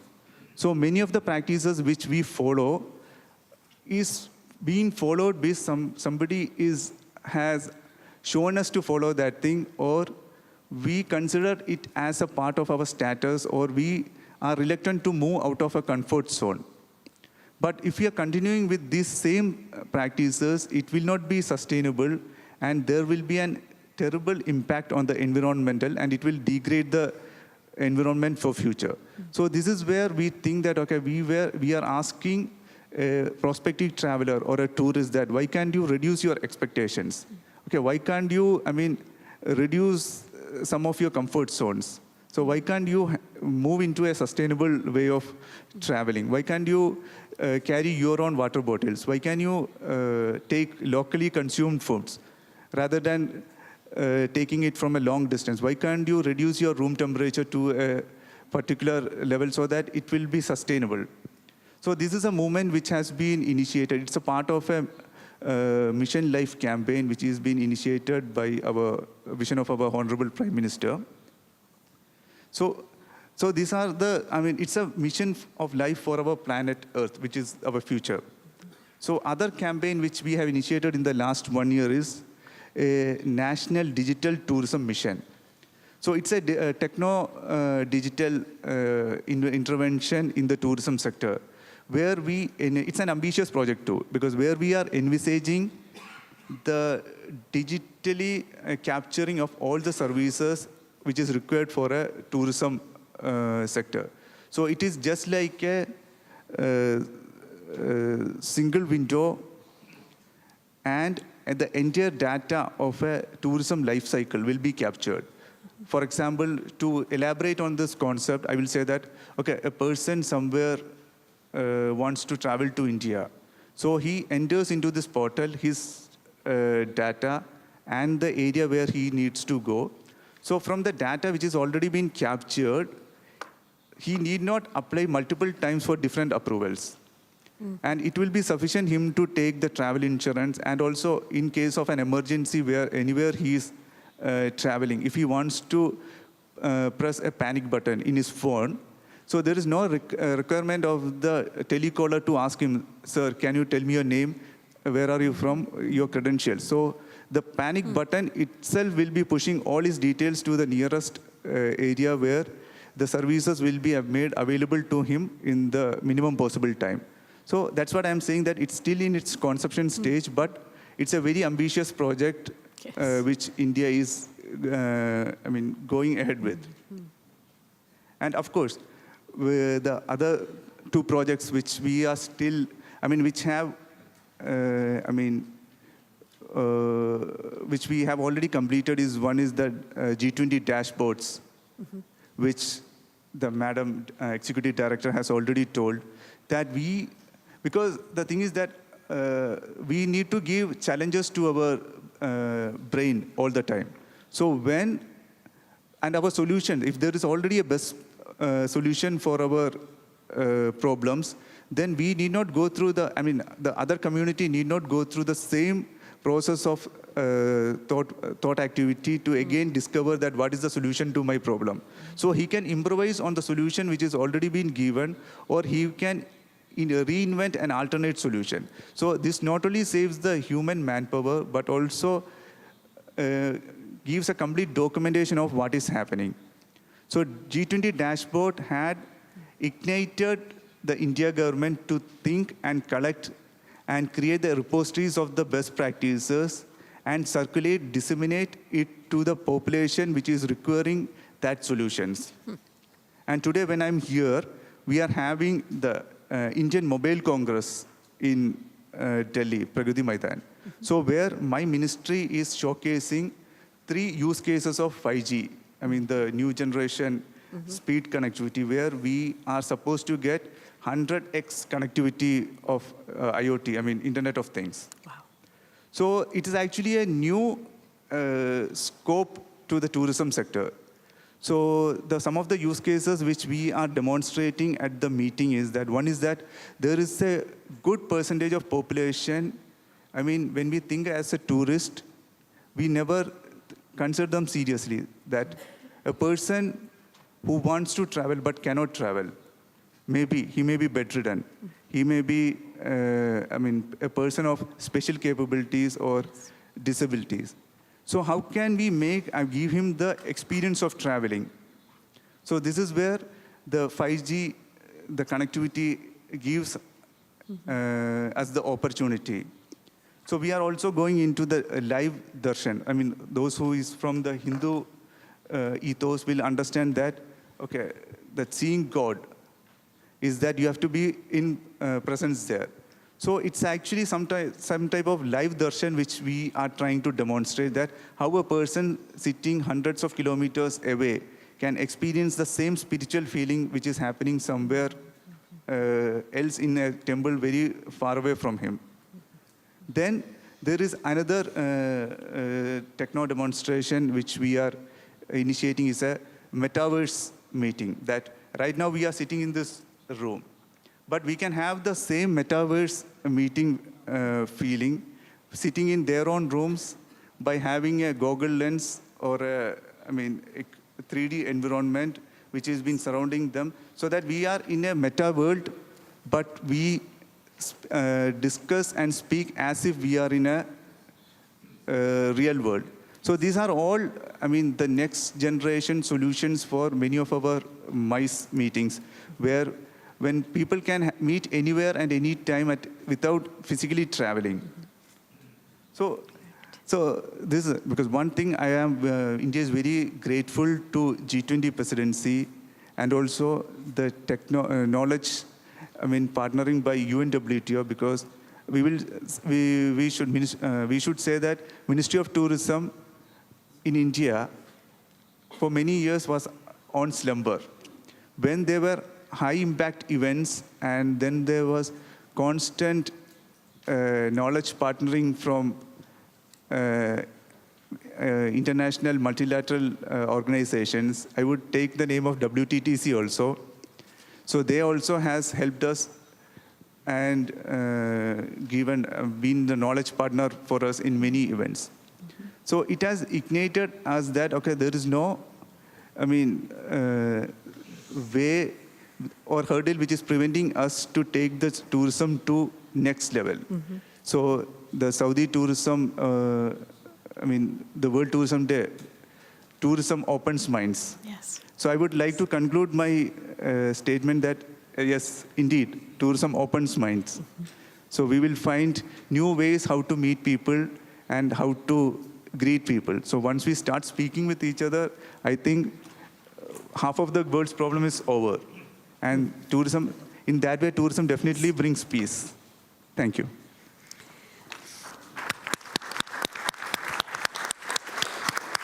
Thank you, Mr. Thomas. You gave us all a lot to consider there and think about. I think it will take some time to digest everything you shared. You have a lot going on. All right, we will move now to our panelist from Indonesia who has arrived. We're glad to welcome him, His Excellency Dr. Sandiaga Salahuddin Uno of Indonesia. Look forward to your remarks. Thank you very much, Thank you. Madam Chairman.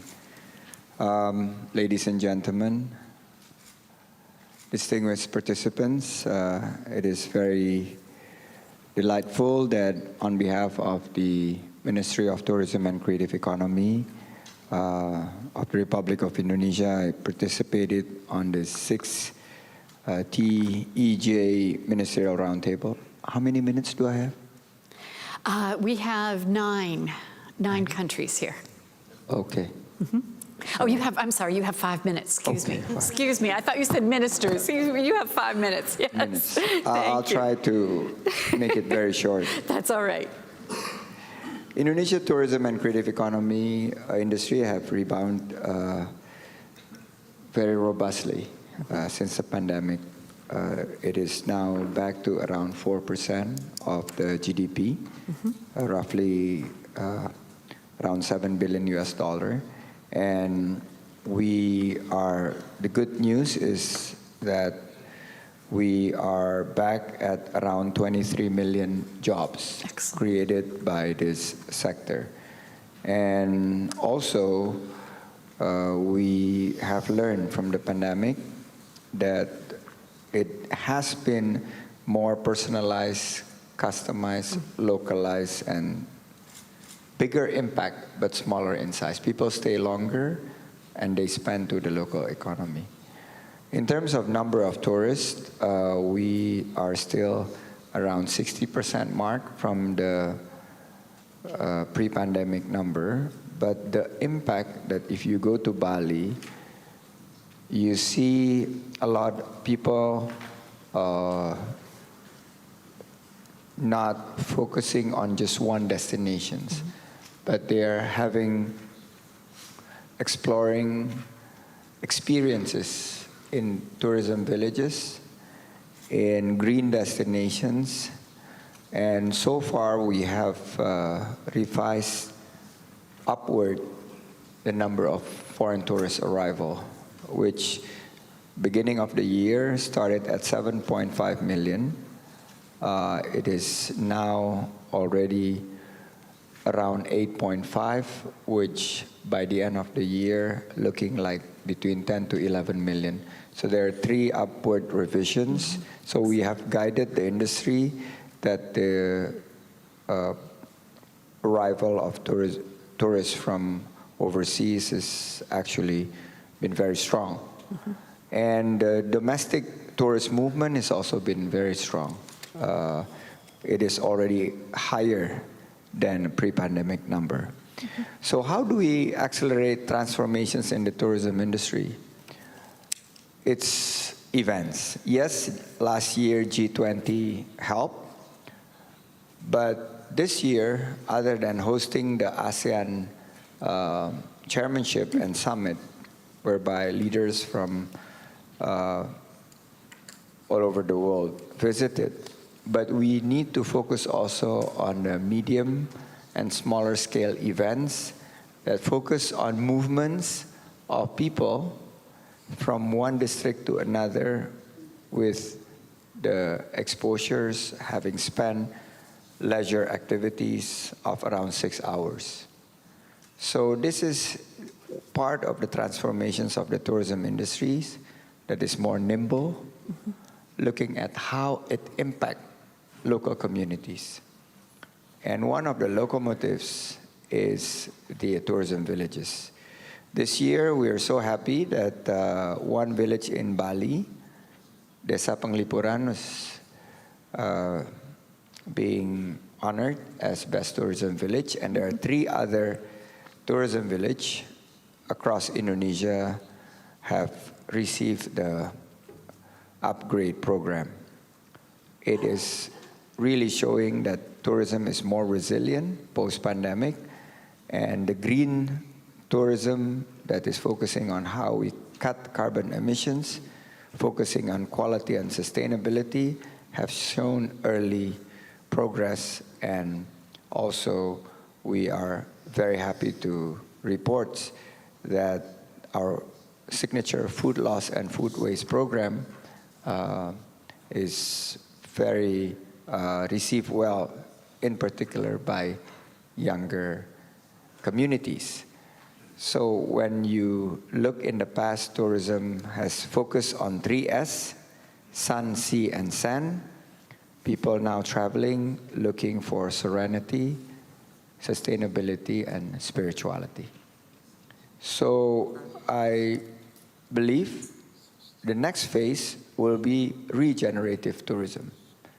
How we together in this room can focus on not only cutting the carbon emissions by half in 2035, but making tourism a regenerative industry.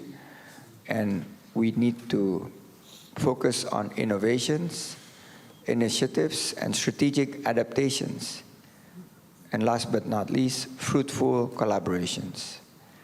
I believe we have the role to play to contribute to the economic progress, but also making sure that we're taking climate actions as our priority. Together with me is Deputy Made, who comes from Bali, whereby Bali is now also refocusing its tourism more on cultural preservations. They are now entering into a phase whereby resorts are no longer being built in a cookie-cutter manner, but focusing on how local landscape, fostering sustainable development, and creating memorable experiences for travelers. And finally, in 2024, we will have our elections. And one of the areas that is now in debate is whether we will have 30 million tourists arrival from foreign countries, or we're happy with just pre-pandemic number of around 18 million. So the debate is whether focusing on quantity or rather focusing on quality. And I believe we are on the right track to propose that together working closely, we have a bright future for global tourism sectors. Thank you very much. Excellent. Thank you, Your Excellency. We will move now to Malaysia, and we'd like to hear from Deputy Secretary General. Thank you. Thank you, Madam Moderator, Excellency Ministers, distinguished delegates, ladies and gentlemen. Assalamu alaikum. Very good afternoon and konnichiwa. It is a pleasure to meet everyone on the occasion of the 6th Tourism Expo Japan Ministerial Roundtable. I hope you are all in the best of health and high spirits. Let me begin by expressing my sincere thanks and deepest appreciation to the UNWTO and Japan Association of Travel Agents JATA for convening this roundtable on the timely and significant topic, as member countries are keen to unravel tourism's transition from crisis to opportunity in the post-COVID-19 era. Thank you also for extending this speaking opportunity to Malaysia, in which I hope to share some of our observations, experiences, and recommendations towards rethinking tourism for a better future as per our team. In 5 minutes period of time, I'll be talking and touching just 2 elements that Malaysia would like to share, especially on the tourism policy framework and on community-based tourism. The government of Malaysia has long recognized the need to go for high-yield tourism, and this aspiration has underpinned our national tourism plans and policies.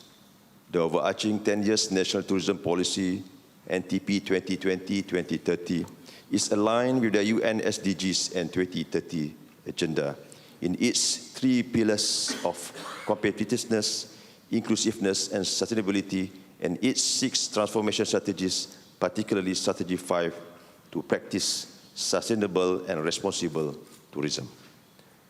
In the aftermath of the COVID-19 crisis, Malaysia also outlined its tourism recovery frame 2.0 with 5 pathways to recovery and resilience, which give priority to encouraging innovative products development in response to new travel trends with a focus on specific segments such as ecotourism, edu-tourism, community-based tourism, culture and heritage, and as well as medical and wellness packages in order to attract high-spending tourists.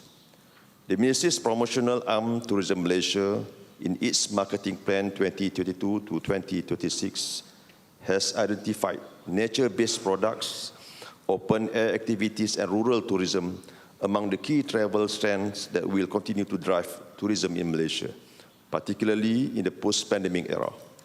More importantly, Malaysia's policies and strategies would continue to reinforce the importance of the tourism industry as a catalyst to environmental protection, preservation and conservation of our local culture and heritage, while ensuring that the wealth from tourism is spread widely to reach the remote communities that offer unique experiences to tourists.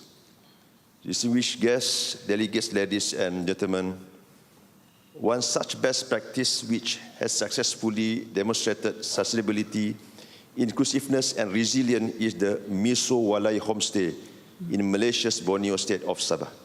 A licensed Malaysian homestay awarded the A1 grade and one of few examples which has successfully achieved full-fledged community-based tourism. Notably, since its establishment in 2003, the Batu Putih Village Tourism Cooperative has generated significant economic impact for more than 350 members and cooperative shareholders, and particularly for the women who provide homestay accommodation and guiding services, receiving permanent wages and sharing in the profits of the cooperative. The tight-knit community of the Miso Walai Tourism Cooperative comprises families and second-generation youth who have developed capacities in tourism management, digitalization, and other innovations as the community matured and moved up the value chain. It is true as aspiring that some of the children of Miso Walai's pioneers have graduated with the competencies in the calculation of carbon sequestration as a metric of success for their long-running forest restoration program and other conservation efforts. With the ability to measure the contribution of Miso Walai's conservation efforts in reducing the amount of carbon dioxide in the atmosphere, there is a potential to generate new sources of income through carbon trading, for example, via Malaysia's Bursa Carbon Exchange. Distinguished delegates, ladies and gentlemen, similarly, for tourism to continue to thrive, tourism operators need to familiarize themselves with global sustainability certification and measurement tools such as MST, which is measuring the sustainability of tourism, and ESG, which require tracking and publicizing performance in the 3 pillars of environment, social, and governance to boost performance and return. Adopting such indicators will go a long way in supporting a collective vision of an inclusive, equitable, and regenerative tourism industry. So let us pray and hope for the betterment and sustainability of our tourism industry. With that, thank you very much. Arigato.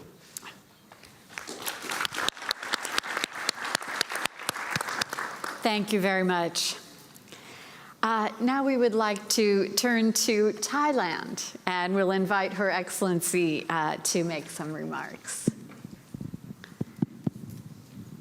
ค่ะ สวัสดีค่ะทุกท่าน ในนามของกระทรวงการท่องเที่ยวและกีฬา ดิฉันมีความยินดีและเป็นเกียรติอย่างยิ่งที่ได้รับเชิญและได้เดินทางมาเข้าร่วมการประชุมโต๊ะกลมระดับรัฐมนตรีด้านการท่องเที่ยวนานาชาติ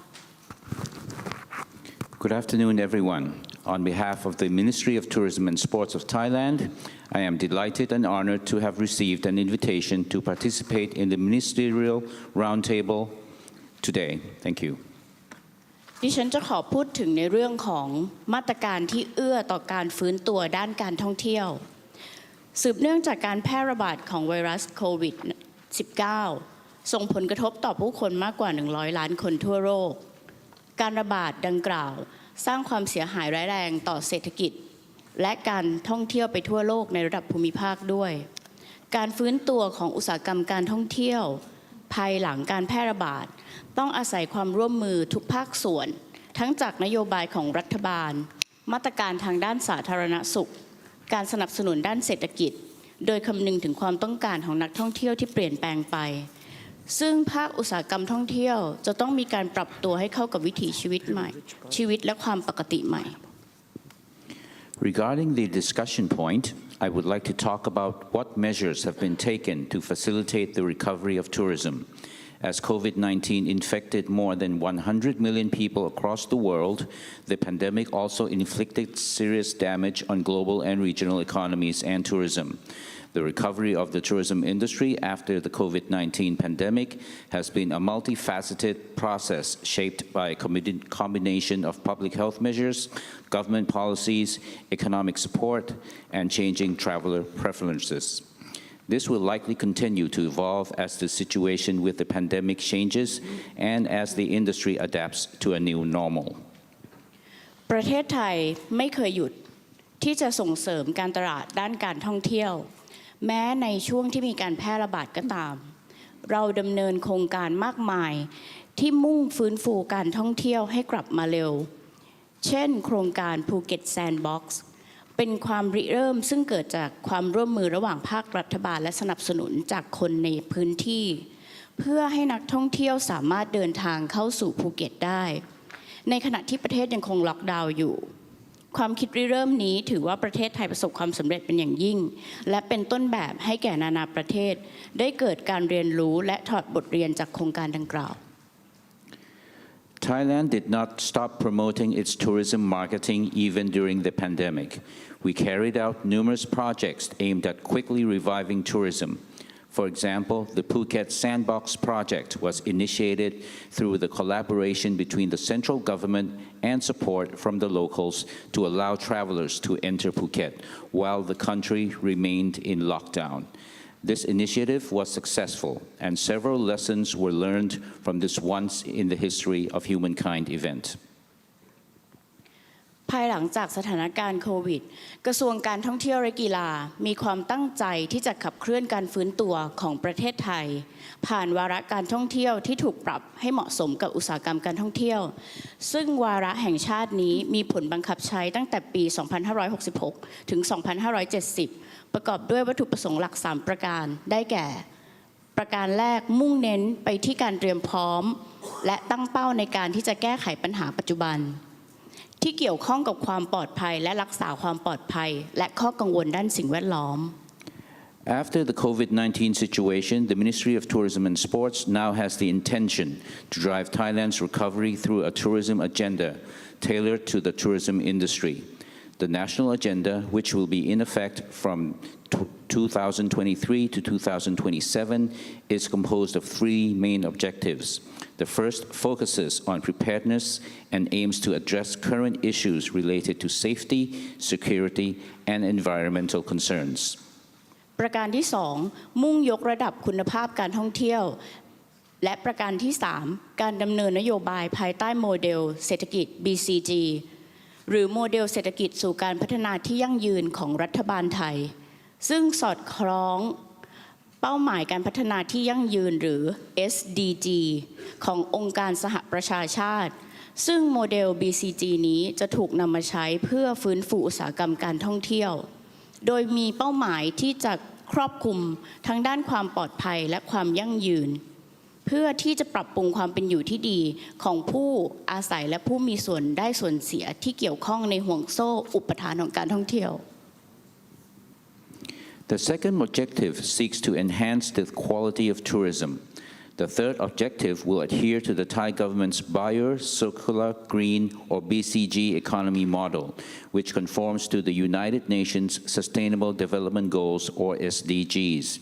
The BCG model is being used to revive the tourism industry with the aim of safe, inclusive, and sustainable travel. This will improve the well-being of the residents and stakeholders involved in the tourism supply chain. It's committed to promoting sustainable tourism revenue and creating employment opportunities for people at all levels in order to stimulate the economy in the short term. ซึ่งรวมถึงการพัฒนาโครงสร้างพื้นฐานเพื่อเพิ่มความสะดวกสบายในการเดินทางการยกเว้นค่าธรรมเนียมวีซ่าสำหรับนักท่องเที่ยวกลุ่มเป้าหมายและแม้กระทั่งการเพิ่มมาตรการรักษาความปลอดภัยเพื่อสร้างความเชื่อมั่นให้กับนักท่องเที่ยว This includes developing the infrastructure to enhance travel convenience, exempting visa fees for targeted groups of tourists, and even increased security measures are being implemented to instill confidence in travelers. นอกจากนี้ทางกระทรวงการท่องเที่ยวและกีฬาโดยการท่องเที่ยวแห่งประเทศไทยได้จัดทำแผนยุทธศาสตร์การตลาดในปี 2566 ถึง 2567 เพื่อยกระดับมาตรฐานอุตสาหกรรมการท่องเที่ยวในทุกด้านกลยุทธ์ดังกล่าวเป็นไปตามวัตถุประสงค์หลัก 3 ประการประการที่ 1 การขับเคลื่อนอุปสงค์มุ่งเน้นไปที่การท่องเที่ยวเชิงคุณภาพที่ยั่งยืนประการที่ 2 การสร้างคุณค่าและยกมาตรฐานอุตสาหกรรมท่องเที่ยวผ่านระบบนิเวศการท่องเที่ยวแบบใหม่และประการที่ 3 คือการยกระดับองค์กรสู่องค์กรสมรรถนะสูงโดยการเพิ่มประสิทธิภาพขององค์กรในการก้าวไปสู่การเป็นองค์กรที่ขับเคลื่อนด้วยข้อมูลและเพิ่มขีดความสามารถในการแข่งขันIn addition, the Ministry of Tourism and Sports, through the Tourism Authority of Thailand, has aligned the market strategy plan for 2023 to 2024 to raise the tourism industry's standards in all areas. The strategy follows 3 major objectives. First, drive demand, which focuses on sustainable quality tourism. Second, shape supply, which creates value and raises tourism standards through a new tourism ecosystem. And the third, thrive for excellence, which enhances the organization's efficiency towards becoming a data-driven organization and increasing its market competitiveness. นอกจากนี้การกระตุ้นให้นักท่องเที่ยวต่างประเทศเดินทางมายังประเทศไทยโดยเน้นการนำเสนอ soft powerผ่านการตลาดดิจิทัลและกิจกรรมการส่งเสริมการขายเพื่อเป็นการอำนวยความสะดวกในการเดินทางและลดขั้นตอนสำหรับนักท่องเที่ยวต่างชาติที่จะเดินทางมาประเทศไทยกระทรวงการท่องเที่ยวและกีฬาจึงได้จัดทำแผนงาน Ease of Traveling ระหว่างปี 2565 ถึง 2567 เพื่อให้รายละเอียดที่เกี่ยวข้องกับการเดินทางมาประเทศไทยในช่วงการแพร่ระบาดของไวรัสโควิด -19 ต่อมาได้มีการอัปเกรดให้เป็นแพลตฟอร์มกลางที่ให้บริการข้อมูลแบบครบวงจรทั้งในช่วงก่อนการเดินทางมาถึงระหว่างเข้าพักและก่อนออกเดินทางกลับประเทศผ่านระบบอิเล็กทรอนิกส์บนเว็บไซต์ Entry Thailand Additionally, measures supporting the recovery of Thai tourism include stimulating international travelers to visit Thailand by emphasizing soft power through digital marketing and promotional activities. Furthermore, to help facilitate travel and reduce the procedures for foreign tourists who will travel to Thailand, the Ministry of Tourism and Sports launched the 2022 to 2024 Ease of Traveling Roadmap, which provided information related to traveling to Thailand during the COVID-19 pandemic. It was later upgraded to a central platform providing post-COVID-19 one-stop services and information prior to travel, during the stay, and before leaving via an e-service system on the Entry Thailand website. สุดท้ายนี้ดิฉันอยากจะเรียนให้ทุกท่านได้ทราบว่าประเทศไทยมีความพร้อมที่จะร่วมมือและสนับสนุนการแลกเปลี่ยนทางวัฒนธรรมและการท่องเที่ยวทั้งในระดับท้องถิ่นระดับภูมิภาคระดับนานาชาติกล่าวโดยสรุปคือการแพร่ระบาดของโควิด -19 ในครั้งนี้เปิดโอกาสให้เราได้กดปุ่มรีเซ็ตเพื่อทำให้ภาคการท่องเที่ยวเป็นกลไกสู่ความยั่งยืนในการขับเคลื่อนเศรษฐกิจให้เติบโตและมีการพัฒนาต่อไปในอนาคตขอบคุณค่ะ Finally, Thailand is ready to collaborate and support cultural and tourism exchanges activities at the local, regional, and international levels. In conclusion, the pandemic offers us an opportunity to hit the reset button to make tourism a sustainable engine for economic growth and development for the future. Thank you very much.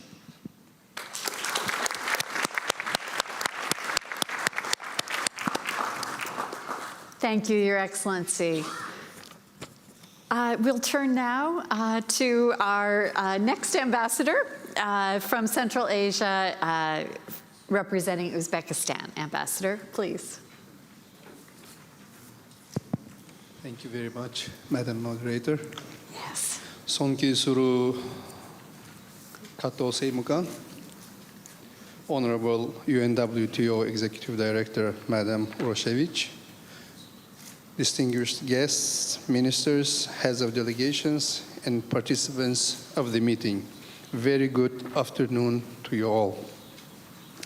Let me sincerely welcome all the participants of the conference and express my gratitude to the organizers for the invitation to participate in this very important event. Today, international tourism demonstrates its effectiveness and sustainability in the face of new challenges. For our countries, tourism industry is a strategic sector of the national economy, contributing to the growth of prosperity, creating new jobs, and strengthening social and humanitarian ties in the society. Tourism is an important tool for enhancing international cooperation, cultural exchange, and the well-being of population. Today, we have a responsibility for how the tourism sector will interact with the environment, social development, and economic prosperity. Dear friends, Uzbekistan has taken unprecedented measures to turn the tourism industry into a powerful tool for the sustainable development of the country's economy. Over the past 5-6 years, we have increased the number of visa-free countries from 9 to 94 and introduced a simplified system of issuing electronic visas for citizens of 55 countries. Uzbekistan has significantly improved investment and business climate in tourism, optimized the introduction of all types of tourism business, introduced tax, customs, financial and loan incentives and preferences, provided subsidies for building new hotels, introducing international hotel brands, organizing charter flights, and attracting tourists from all over the world. There are over 8,000 cultural heritage sites in the country, 209 of which are part of 4 museum cities included in the UNESCO World Heritage List. In recent years, more than $100 million have been allocated for the restoration and conservation of these sites and the improvement of the infrastructure around them. Uzbekistan attaches great importance to the training of professional personnel in the field of tourism. The Silk Road International University of Tourism and Cultural Heritage in Samarkand is functioning. Thus, since 2017, we have tripled the number of foreign tourists to Uzbekistan. This year, the country is expecting to receive 7 million travelers and plans to reach this mark of over 10 million by 2025. Export of tourist services in 2023 is expected to be more than $2 billion of US dollars. Over the past 8 months, 4.3 million tourists visited Uzbekistan. The receipts from their stay amounted to $1.4 billion US dollars as a result of the introduction of additional days off and discounts the number of domestic tourists reached 15 million, which is 2 times more than the last year. The tourism infrastructure is consistently developing. This year, 15,000 new guest accommodation places were created, and their number reached 137,000. 540 recreational and entertainment facilities were built.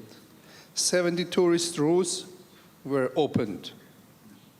Also, I have to admit that 6 private airlines started operating, 23 new airplanes were brought in, and 20 international and 6 domestic flights were launched. International flights at Samarkand Airport increased from 46 to 85 per week. 1.3 thousand modern buses were purchased and 38 routes were opened. At the same time, there is a lot of work to be done to expand the geography of flights, increase the various cultural events in the regions of Uzbekistan to attract foreign tourists, improve the quality of services and accessibility of education in tourism. Dear participants, tourism plays an important role in the global economy, creating a large number of jobs with minimal investment. In this regards, I want to notice that we focus on the issues of deepening cooperation, on the introduction of joint combined tourist routes, expansion of transport and logistic opportunities between the countries. Second, Uzbekistan intends to strengthen work on the digitalization of tourism industry, the use of smart and green technologies. We support the wider introduction of e-commerce products and services and the provision of intelligence services in tourism. And the third, we propose to join our efforts to cooperate in restoration of cultural heritage objects, restoration and preservation of intangible heritage, culture and traditions of the peoples of our countries for our future generations. Thank you very much for your attention. Domo arigatou gozaimashita. Thank you, Mr. Ambassador. Thank you very much. Now our last panelist from the Asia region is here in Japan. I'd like to turn to Minister Kato for his remarks.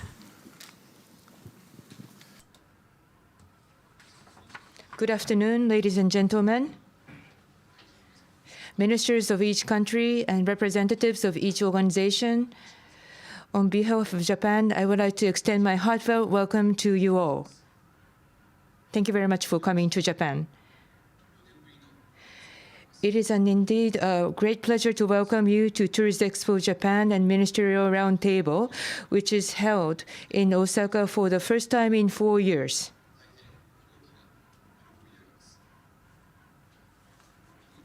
In Japan, although the tourism industry had been in a difficult situation due to the prolonged impact of COVID-19, demand for tourism is steadily heading towards recovery.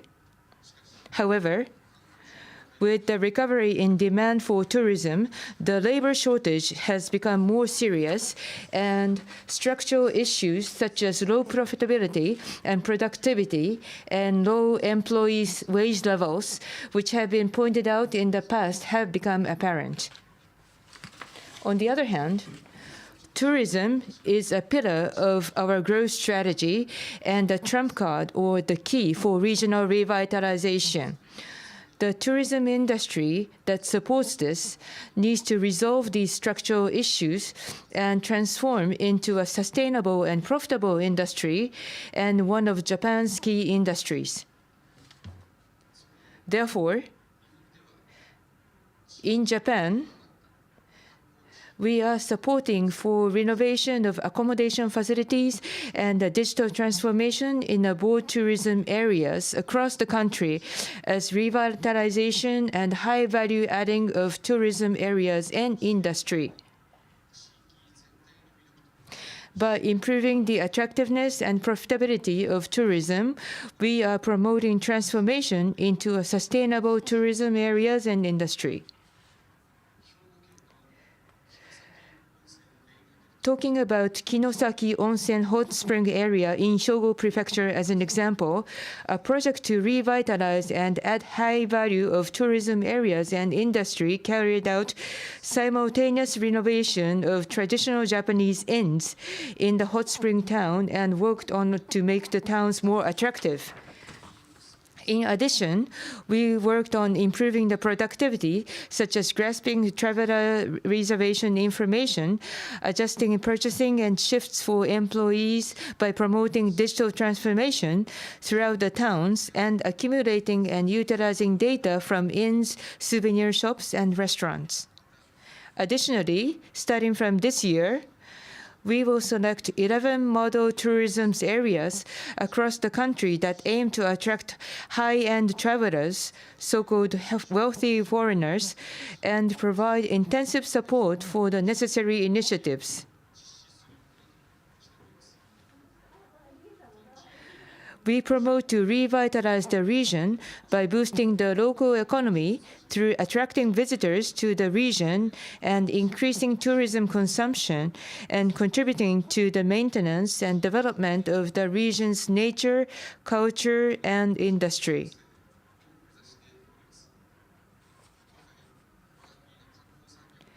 As we introduced so far, tourism enriches regions, industries, and the lives of the people who work there through an increase in domestic and international visitors and travel consumption. At the same time, it encourages the improvement of the living environment of residents through the refinement of the region and the creation of liveliness and the cultivation of residents' attachment and pride in the region, and leads to the further improvement of the attractiveness of tourism areas. As a result, it will become an engine for creating a virtuous cycle of regional revitalization where to make the area good to live in and good to visit. As impacts of COVID-19 has shown, tourism has the issue of being easily affected by infectious diseases and disasters.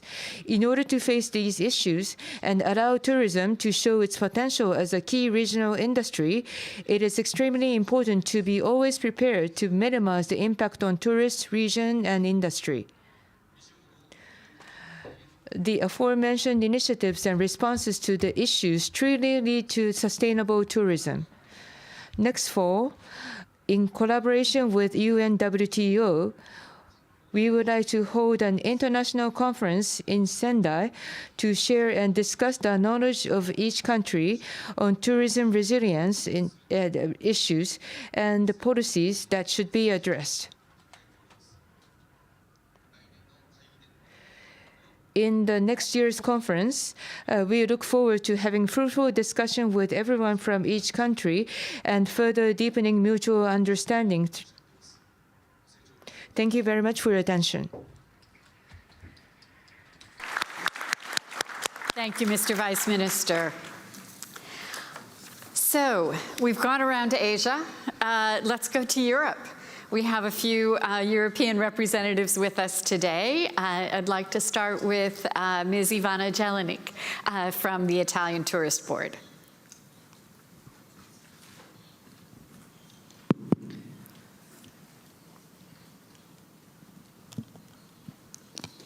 L'Italia è rinomata per il suo ricco patrimonio culturale, i paesaggi mozzafiato e la cucina di livello mondiale. È stata storicamente una delle prime destinazioni turistiche. La pandemia ha portato sfide senza precedenti all'industria turistica del Paese.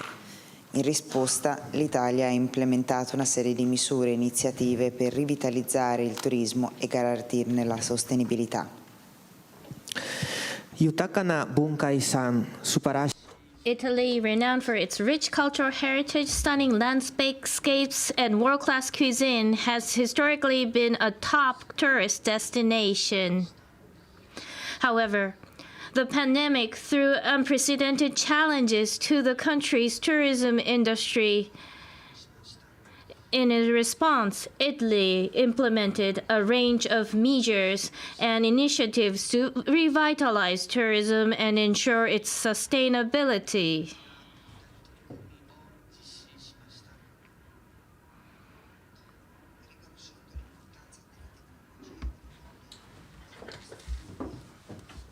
Investito nella trasformazione digitale. Sono state sviluppate app mobili, siti web per fornire informazioni in tempo reale su attrazioni, sistemazioni e linee guida sanitarie. La semplificazione dei processi di richiesta del visto ha reso la pianificazione dei viaggi più accessibili per i viaggiatori internazionali. La digitalizzazione non solo migliora l'esperienza del viaggiatore, ma facilita anche la diffusione di informazioni cruciali. Recognizing the importance of technology in the post-pandemic world, Italy invested in digital transformation. Mobile apps and websites were developed to provide real-time information on attractions, accommodations, and health guidelines. The simplification of visa application processes made travel planning more accessible for international visitors from some countries. Digitalization not only enhances the visitor experience, but also facilitates the dissemination of crucial information. L'Italia ha lanciato campagne di marketing strategiche per avvivare l'interesse tra i potenziali turisti. Queste campagne enfatizzano la bellezza delle diverse regioni dell'Italia, mostrando attività all'aria aperta e destinazioni meno affollate per allinearsi alle tendenze di viaggio in evoluzione post-Covid-19. Sono state stabilite collaborazioni con compagnie aeree e agenzie di viaggio per offrire pacchetti e sconti allettanti, incoraggiando i viaggiatori a scegliere l'Italia come loro destinazione. Italy launched strategic marketing campaigns to rekindle interest among potential tourists.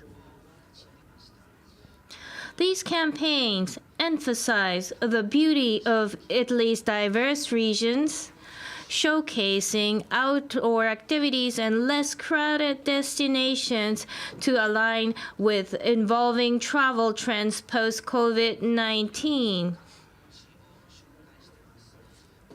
Collaborations with airlines and travel agencies were established to offer attractive packages and discounts, encouraging travelers to choose Italy as their destination.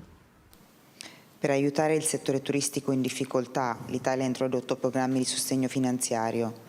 Queste iniziative includevano sovvenzioni, incentivi fiscali e prestiti a basso interesse per le imprese legate al turismo, come hotel, ristoranti e tour operator. Queste misure finanziarie avevano lo scopo di evitare la chiusura delle imprese e le perdite di posti di lavoro all'interno del settore, garantendone la sua sostenibilità a lungo termine. To aid the ailing tourism sector, Italy introduced financial support programs. These initiatives included grants, tax incentives, and low-interest loans for tourism-related business such as hotels, restaurants, and tour operators. These financial measures aim to prevent business closures and job losses within the industry, ensuring its long-term viability. La sostenibilità è diventata un pilastro della strategia turistica dell'Italia. Sono state lanciate campagne e iniziative per promuovere pratiche di turismo ecosostenibile, tra cui la riduzione dei rifiuti plastici, la promozione dei mezzi pubblici e la protezione dei siti naturali e culturali. Abbracciare il turismo sostenibile non solo riduce l'impatto ambientale del settore, ma attira anche viaggiatori moderni attenti all'ambiente. Sustainability has become a cornerstone of Italy's tourism strategy. Initiatives were launched to promote eco-friendly tourism practices, including the reduction of plastic waste, the promotion of public transportation, and the protection of natural and cultural heritage sites. Embracing sustainable tourism not only minimizes the industry's environmental impact, but also appeals to conscientious modern travelers.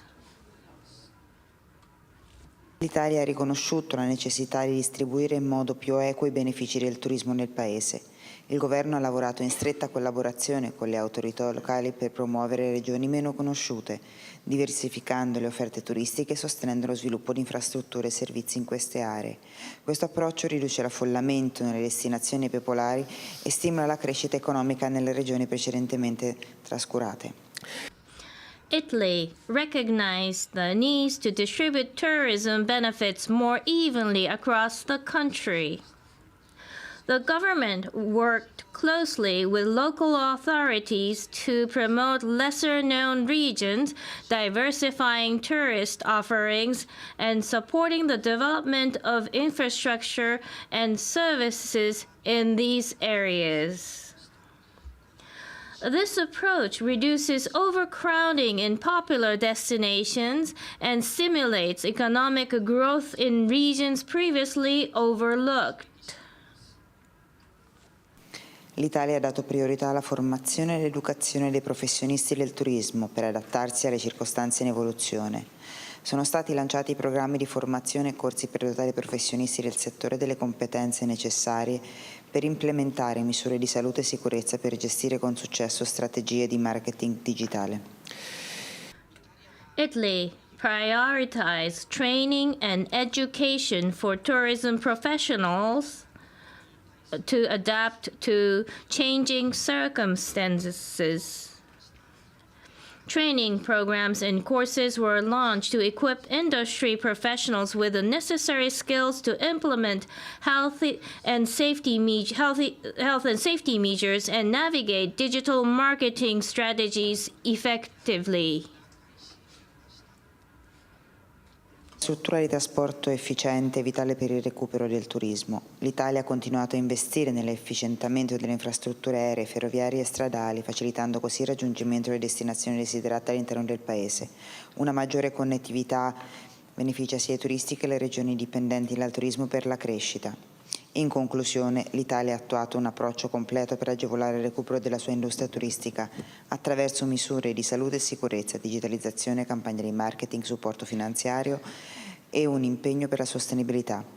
L'Italia sta lavorando attivamente per ravvivare il suo settore turistico, affrontando i mutati bisogni e aspettative dei viaggiatori, promuovendo un turismo responsabile e favorendo la collaborazione a livello nazionale e internazionale.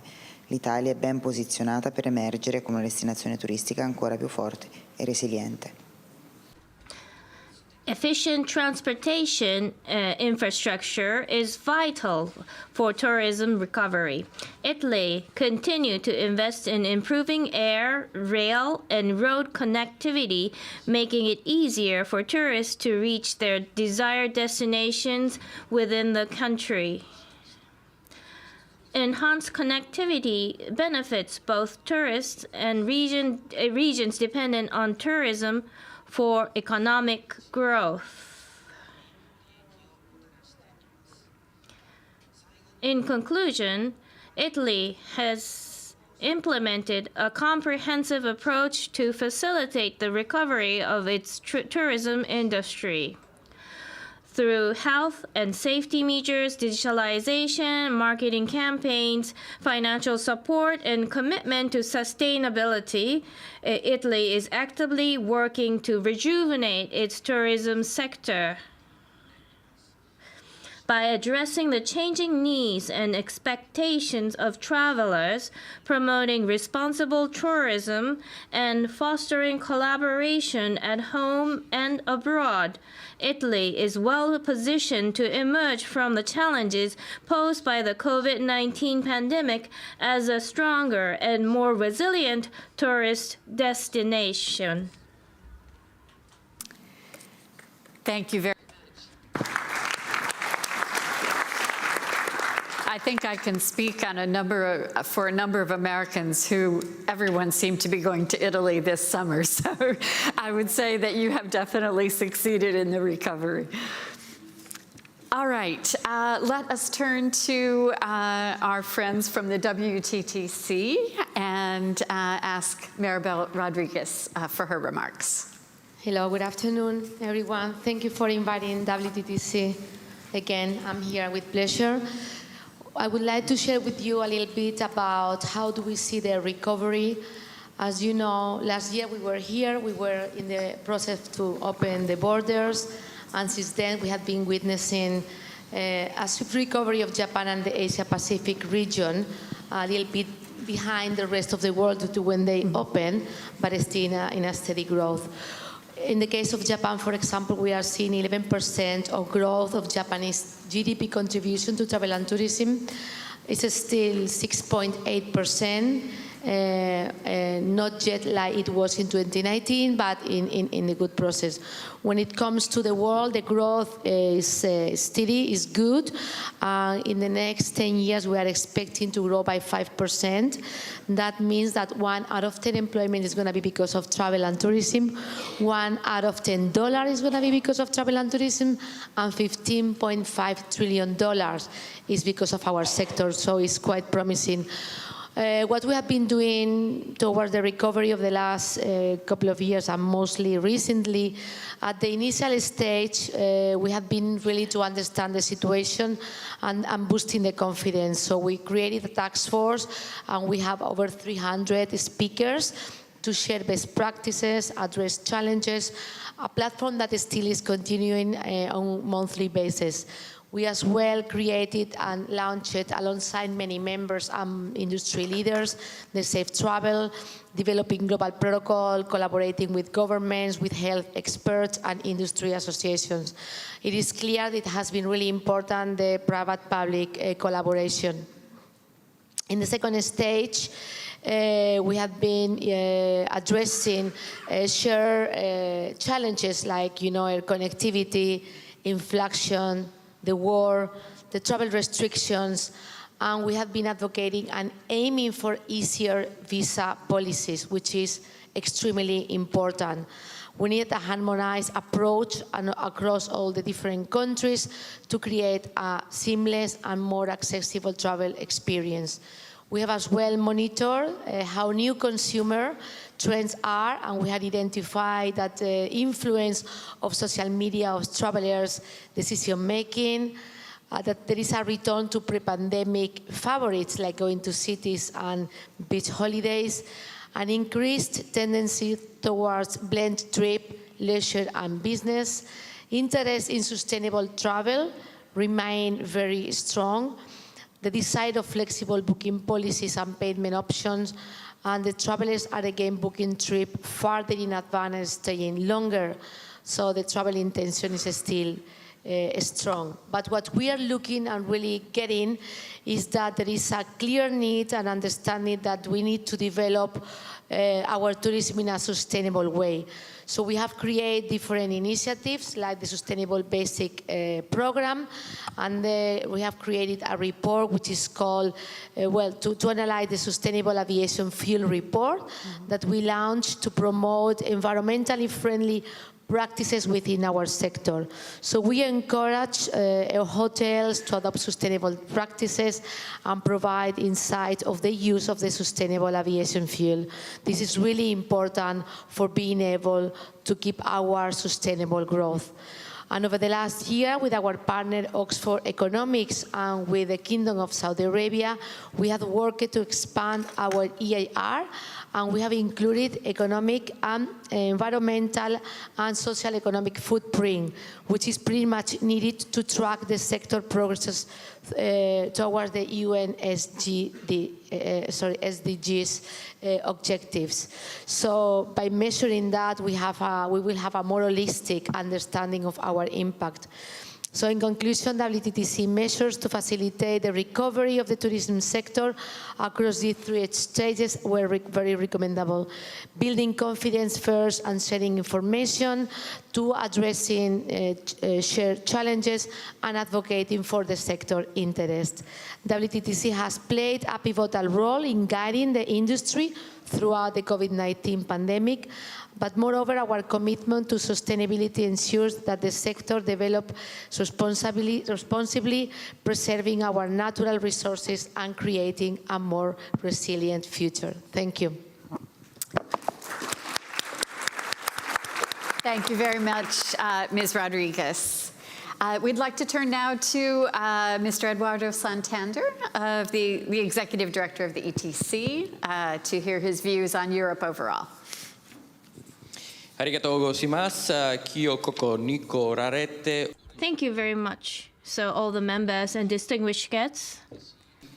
Back in Japan, we are absolutely delighted for being here, also exhibiting at the Expo. And on behalf of our 35 country members, we would like, to share with you our vision for the future of tourism in Europe and beyond.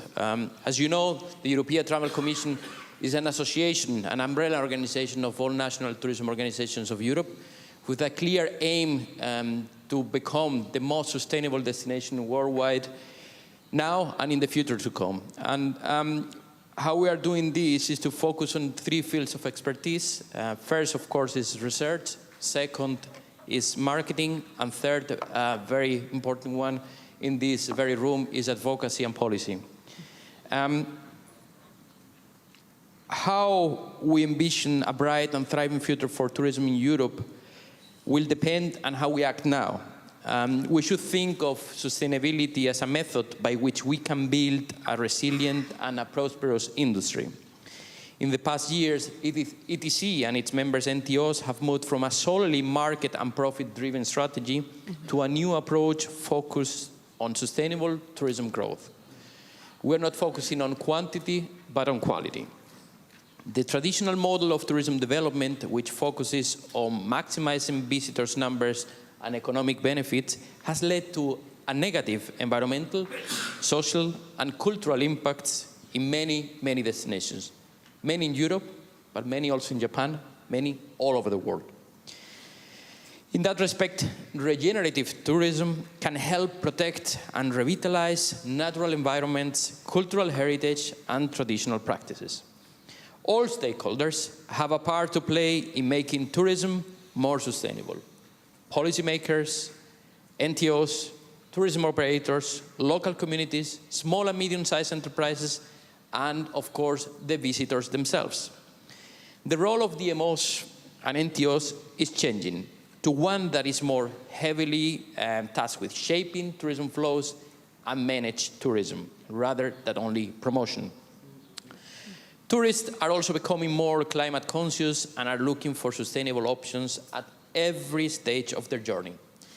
As an industry, we can help them by creating more options to travel sustainable and making information much more accessible. But what should be the approach to creating an attractive tourism industry onwards for the future, for generations to come? And not only in Europe, worldwide. We would like to benchmark. We have, as Europe, as a destination #1 worldwide, we have a huge responsibility also to share our best practices and to benchmark with all of you to provide the best outcomes for the next generations. So we should take a sustainable, regenerative approach towards building a tourism industry that is attractive for travelers, stakeholders, and workers alike. This is a very difficult triangle nowadays. And we have to work looking in the same direction, not as a confronted part, but a co-working part. This is not only the right thing to do, but it will also pay off economically by attracting consumers, engaging employees, and positioning companies and destinations. ETC has made public our envisaged plan towards net zero. A very complicated plan, but it will work if we all commit. Our ETC Climate Action Plan, accessible to all of you on our website. We are committed to measuring and reducing our CO2 emissions. ETC will also provide guidance to its members on how to create a roadmap to net zero, including through our new working group, Chapter Earth. In order to undergo a green transition, and also a digital transition, by the way,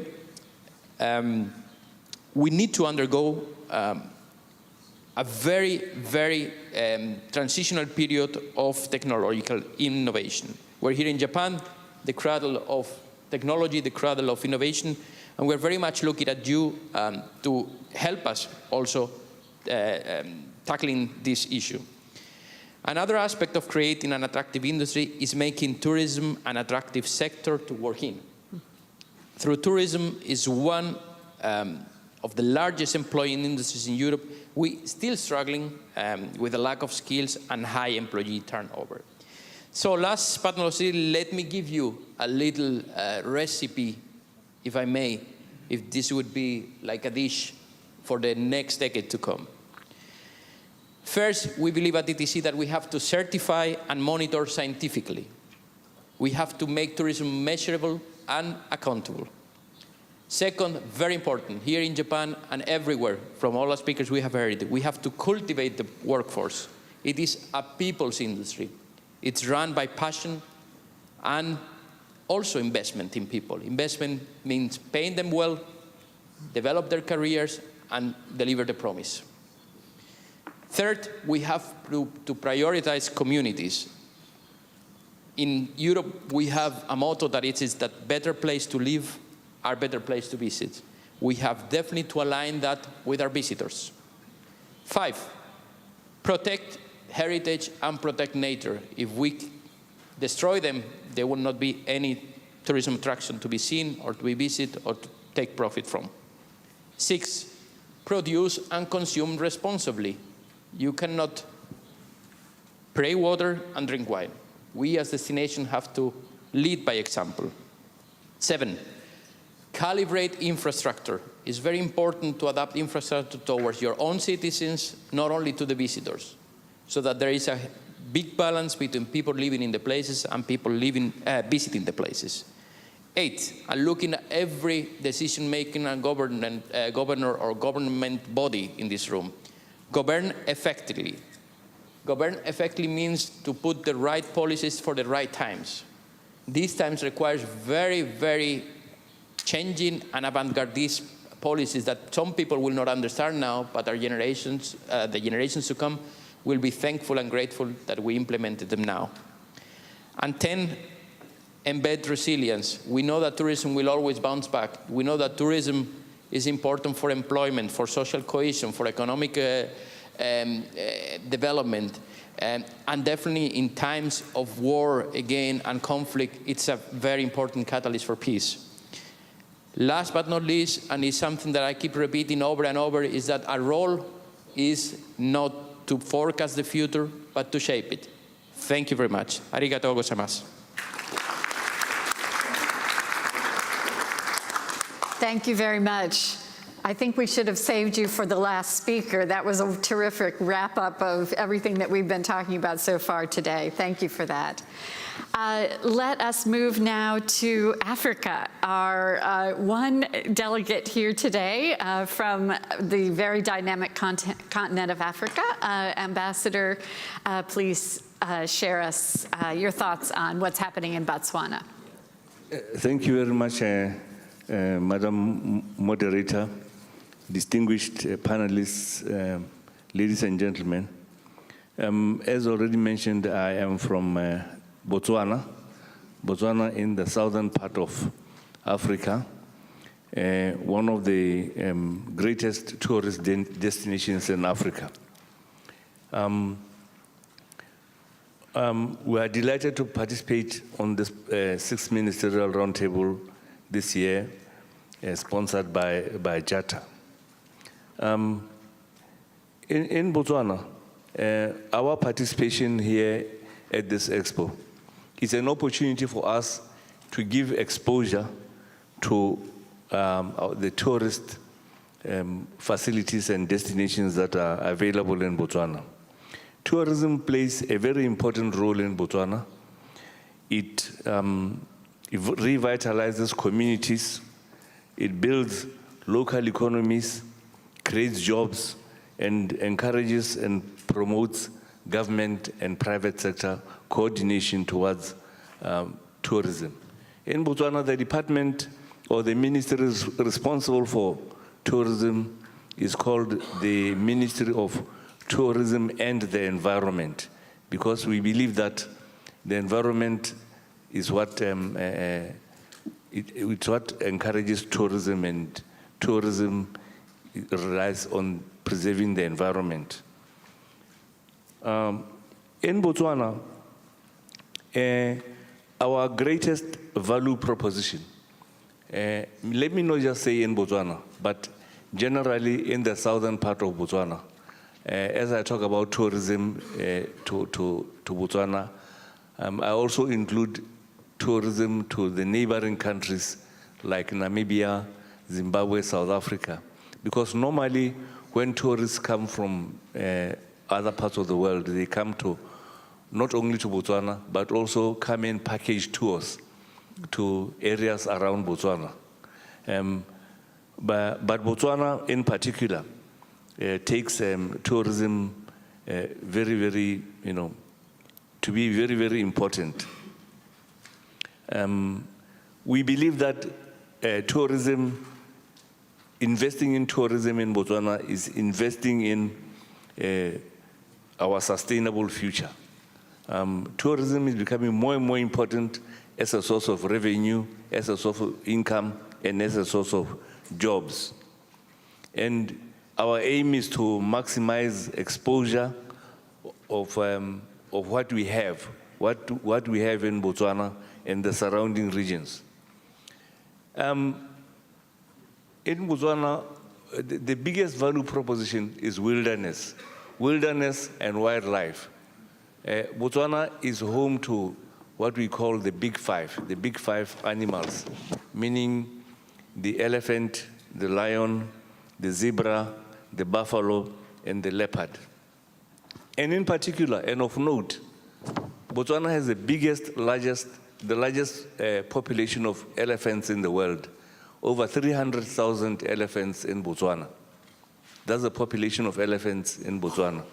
And we have put aside 1/3 of the country for wild animals so that we don't disturb the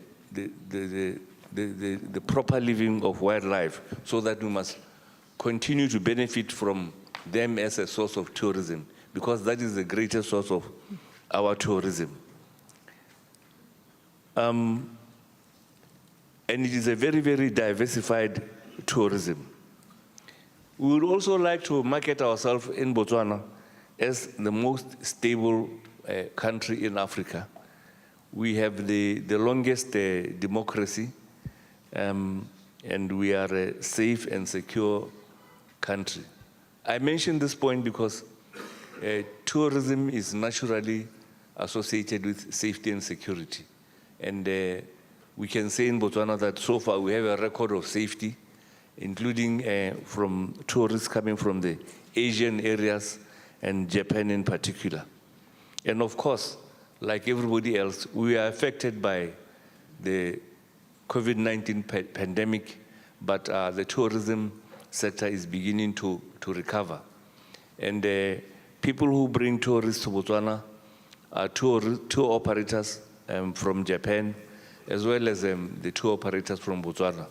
And in the Expo today, we have brought together at our pavilion here, our Botswana pavilion, a number of tour operators from different sectors of tourism. So please, by all means, you are most welcome to visit our pavilion. In Southern Africa, we recognize that animals will roam around and will not respect the borders of countries and are not restricted to countries. That is why we have established what we call trans-frontier parks. Trans-frontier parks are game reserves, animal protected areas in which tourists can move from one country to the other without requiring to get different travel arrangements, because the park strides the boundaries of multiple countries. because the nature of animals is that they will move around. So we also let the tourists move around freely. And in these trans-frontier parks, we also harmonize policies so that when you come to Botswana, you will also find the same rules about tourism that apply in Namibia and other neighboring countries. And our center of hub of tourism in Botswana is called the Okavango Delta. The Okavango Delta is the only river in Africa, or in the world maybe, which does not flow into the sea. It flows inland and creates a very amazing ecosystem, which draws all types of animals you can never imagine. And that is the hub of the tourism in Botswana. And we attract all sorts of tourists from the very, very high end and to the more dense tourism. Very, very high end is very pristine areas which are sometimes difficult to get to. And we control human population and the human footprint in those areas. The tourism plays an important part in the economy of Botswana. The first contributor to our economy is diamonds in Botswana. And after diamonds, it is tourism. But of recent, tourism is contributing an ever greater percentage to our GDP. For example, in 2019, tourism contributed to 6.3%. In 2000, it contributed to 6.3%, and in 2001, it contributed 13.1%. And tourism employs 8.9% of the population of Botswana. As part of rethinking tourism, the tourism sector for a better future, Botswana is developing a national tourism strategy and is working on releasing it as a policy document in the next year. Our participation in this expo provides us a platform to target not only the Japanese tourist market, but also the broader Asian market, to include countries like Korea, Philippines, Malaysia, Thailand, etc. We are also beyond wildlife tourism. We are also diversifying the offering to include other types of tourism in the villages. And in particular, in Botswana, we are marketing crafts, baskets, and other things that we are good at doing.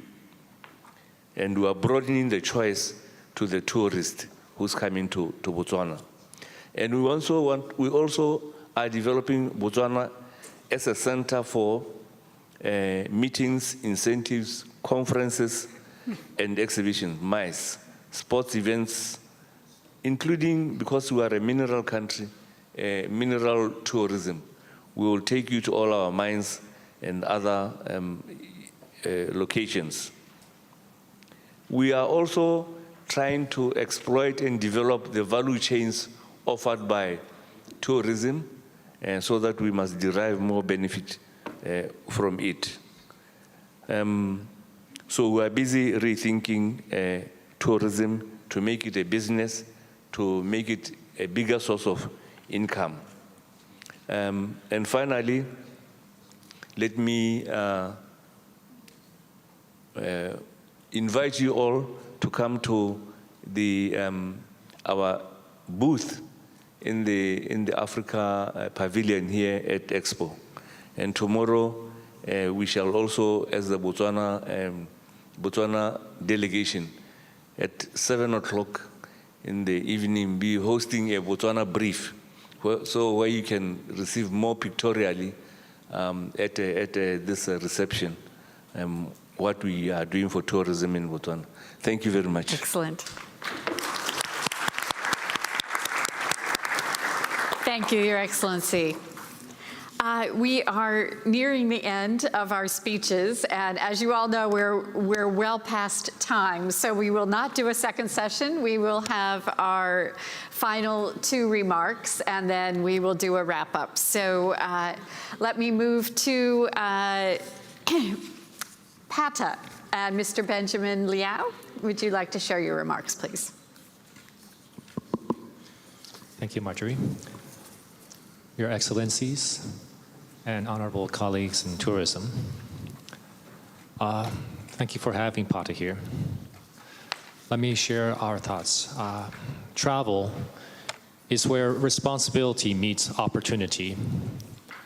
PATA continues to advocate for responsible tourism development and supports UN SDG's message of people, planet, profit, peace, and partnership. There isn't a problem in the supply of ongoing crises and challenges for tourism. The Japanese word for crises, kiki, shares with us a positivity that these dangerous times also have given opportunity for new growth in tourism. Last year, a message PATA provided was the rise of conscious community and the conscious traveler. From the early Palau Pledge to India's Travel for Life Pledge to the Kyoto Code for Sustainable Tourism, a trend towards sustainable awareness is deepening and broadening, calling for travelers, the industry, and the local residential community to continue to develop a mutually beneficial tourism environment, mindfully maintaining the dignity and culture of a destination by promoting tourism's potential positive impact. Let's talk numbers. PATA forecasts of Asia-Pacific visitor demand indicate that under the medium scenario, international visitor numbers by the end of 2023 are predicted to exceed 516 million, approaching 76% of the pre-pandemic levels of 2019. This is expected to further increase to 107% in 2024 and 116% in 2025. In 2019, Asia was the dominant supplier of international visitor arrivals to the Asia-Pacific, accounting for nearly 63% of total arrivals in the region. Of that 63%, 30% was from China.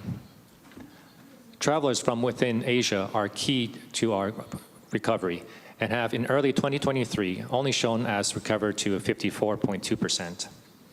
Their momentum, especially from China, are key aspects of the recovery. We need to prepare our industry and stakeholders for the recovery of visitor numbers and maintain our resolve for sustainable tourism. The global labor shortage will continue to impact on tourism, as will price value adjustments. New solutions related to these thematic actions will steer the direction of tourism as we grow towards our new future. Cross-regional dialogue to maintain visibility of our goals and partnerships to share resilient and best practices with our members, organizations, and companies need to be effective and pragmatic. And PATA will promote and support the Pacific Asia region as it prepares for its new growth challenge. From the mountainous destinations in Nepal to Japan to the islands of the Pacific like Guam and Micronesia, resilience is a common goal, but with different specific issues. Listening to our chapters from North to South Asia, what PATA can gather are today's needs to strengthen our organization's intra-regional partnerships. Each region needs to be separately developed by local organizations, but what PATA can do is help coordinate and connect with our networks. Deeper collaborations amongst members can promote business while advocating for regional environmental and human sustainability issues. PATA has always been a network of networks with a spectrum of public and private sectors working together. Collaborations with other networks such as WTA, SPTO, or within our tourism destination resilience, With the support of UNESCO and the Expo Group, we have developed tools to reduce single plastic use. And in Thailand, funded by Switch Asia and led by ECAT, PATA is also continuing working with the TourLink project to move Thai tourism towards sustainability through a business-led supply chain approach. The tourism market's recovery may not be able to stabilize without sufficient human labor and workforce knowledge. Evolving new human capacity development programs is essential to future tourism. Continued tech advances in robotics and AI to supplement the human workforce can alleviate some of the demand for labor.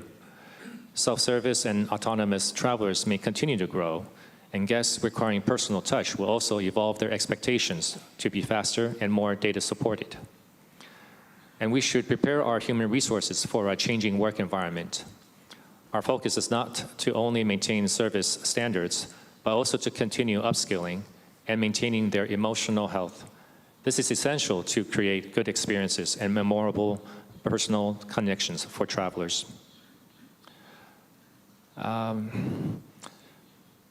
And for the youth, our student chapters and our youth forums continue to educate and encourage the future tourism professionals. PATA continues to focus on leadership training and mentoring. Our Face of the Future winner and student chapter representatives continue to grow their abilities while sharing their voices in our board.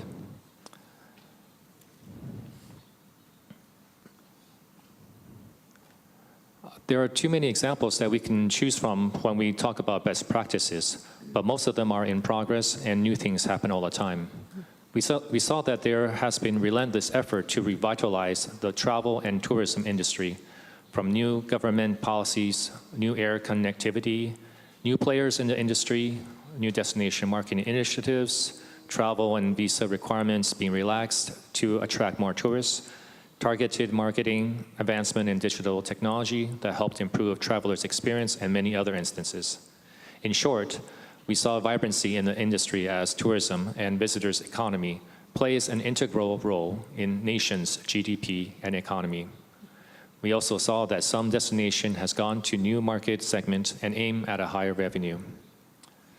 And finally, thank you very much, and it's really great to be back here again. Thank you, Marjorie. Thank you very much. I'm glad to have you back. And finally, last but not least, we will turn to Mr. Shannon Stoll of ATA to tell us a little bit about adventure travel initiatives. Thanks so much. Yes. As I'm the last speaker and we're over time, I will be very brief. Don't cut yourself short. It's okay. Well, thank you, first of all the esteemed folks on this panel. It's an honor to be here with you. Thank you for everybody who stayed through the end of the day. And then I also want to thank Japan. I'd like to thank Japan in a way that is very personal, because we just did our Adventure Travel World Summit 1 month ago in Hokkaido. So I'm not just saying thank you to the hosts. It was incredible. Thank you to JNTO, JTA, and the Hokkaido Committee for putting on, with our team, an incredible event. So if you're ever considering an event in Japan, come talk to us. It was absolutely over the moon. So I'm very honored to be back. That's great. That's good. So rethinking tourism is what we're here all about.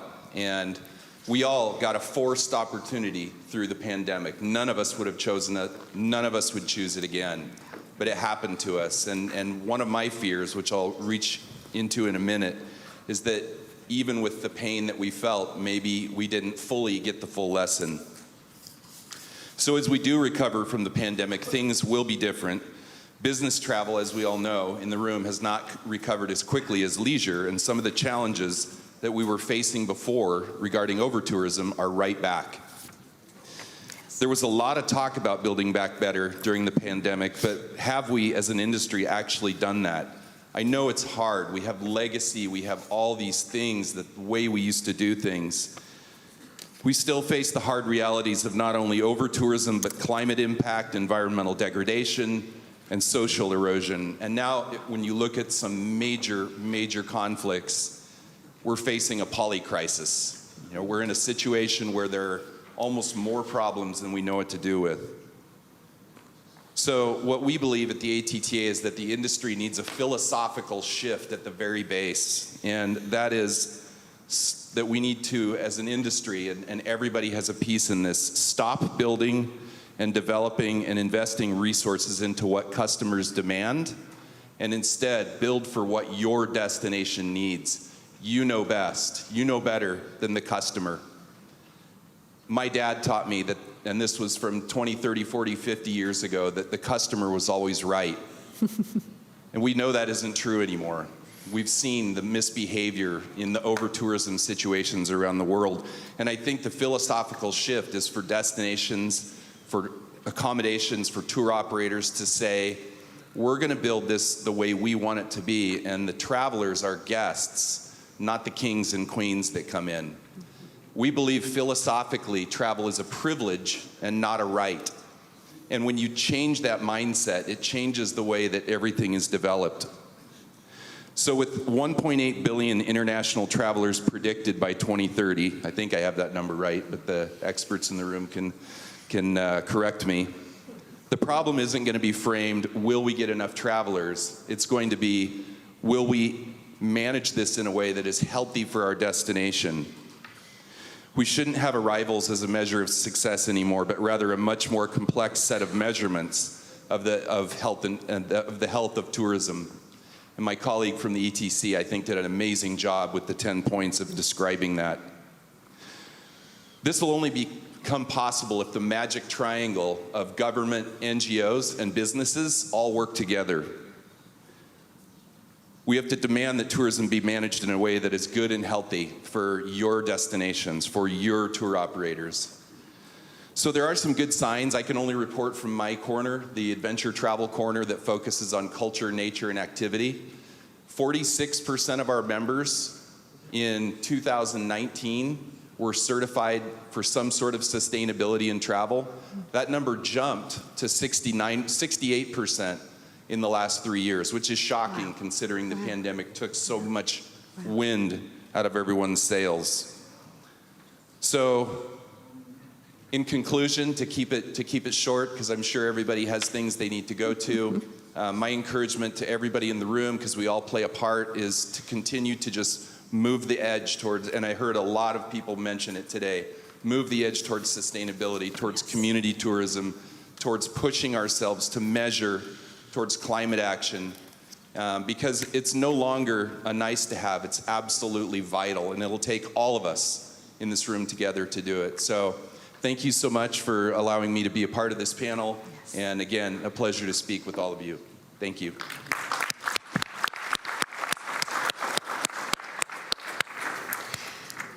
Ladies and gentlemen, we did run over time, but I think it was worth doing so because we really had a master class here today of terrific panelists, really educating us on how we have come out of the pandemic, how we've succeeded, but also on what the future, rethinking what the future actually does look like. And you've all shown us how you're doing that in your individual countries and organizations.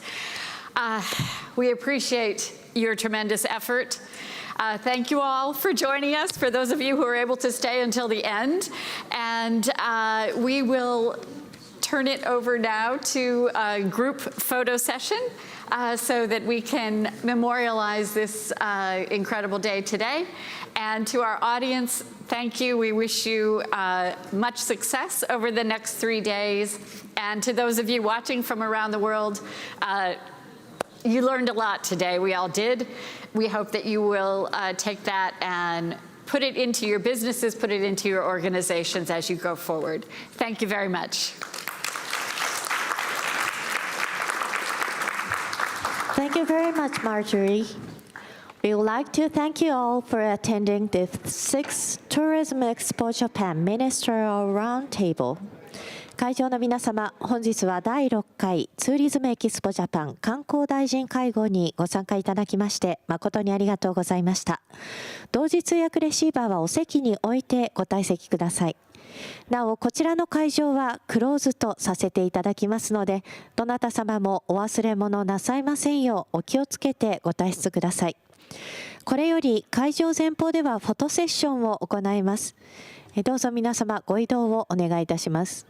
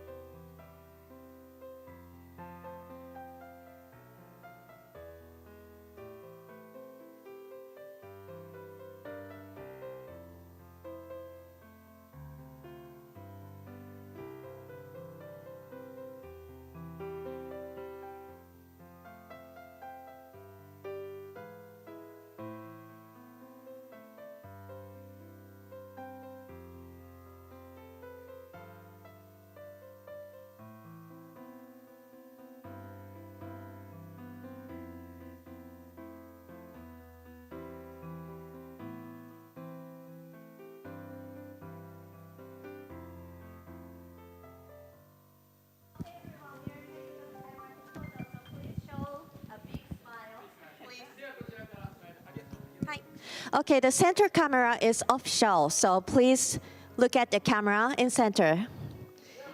Okay, ready? 3, 2, 1, smile. Maybe not enough smile. Would you smile more, a little bit more? Thank you. Thank you. よろしいでしょうか? はい. Okay, so other press people are taking a photo, so please stay there and wait for a moment. And keep smiling. Thank you.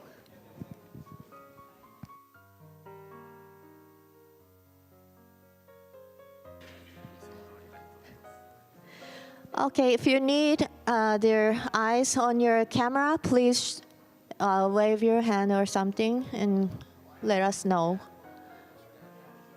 Is that okay? Everyone okay? Okay, thank you very much. It's all done. Thank you. Thank you so much.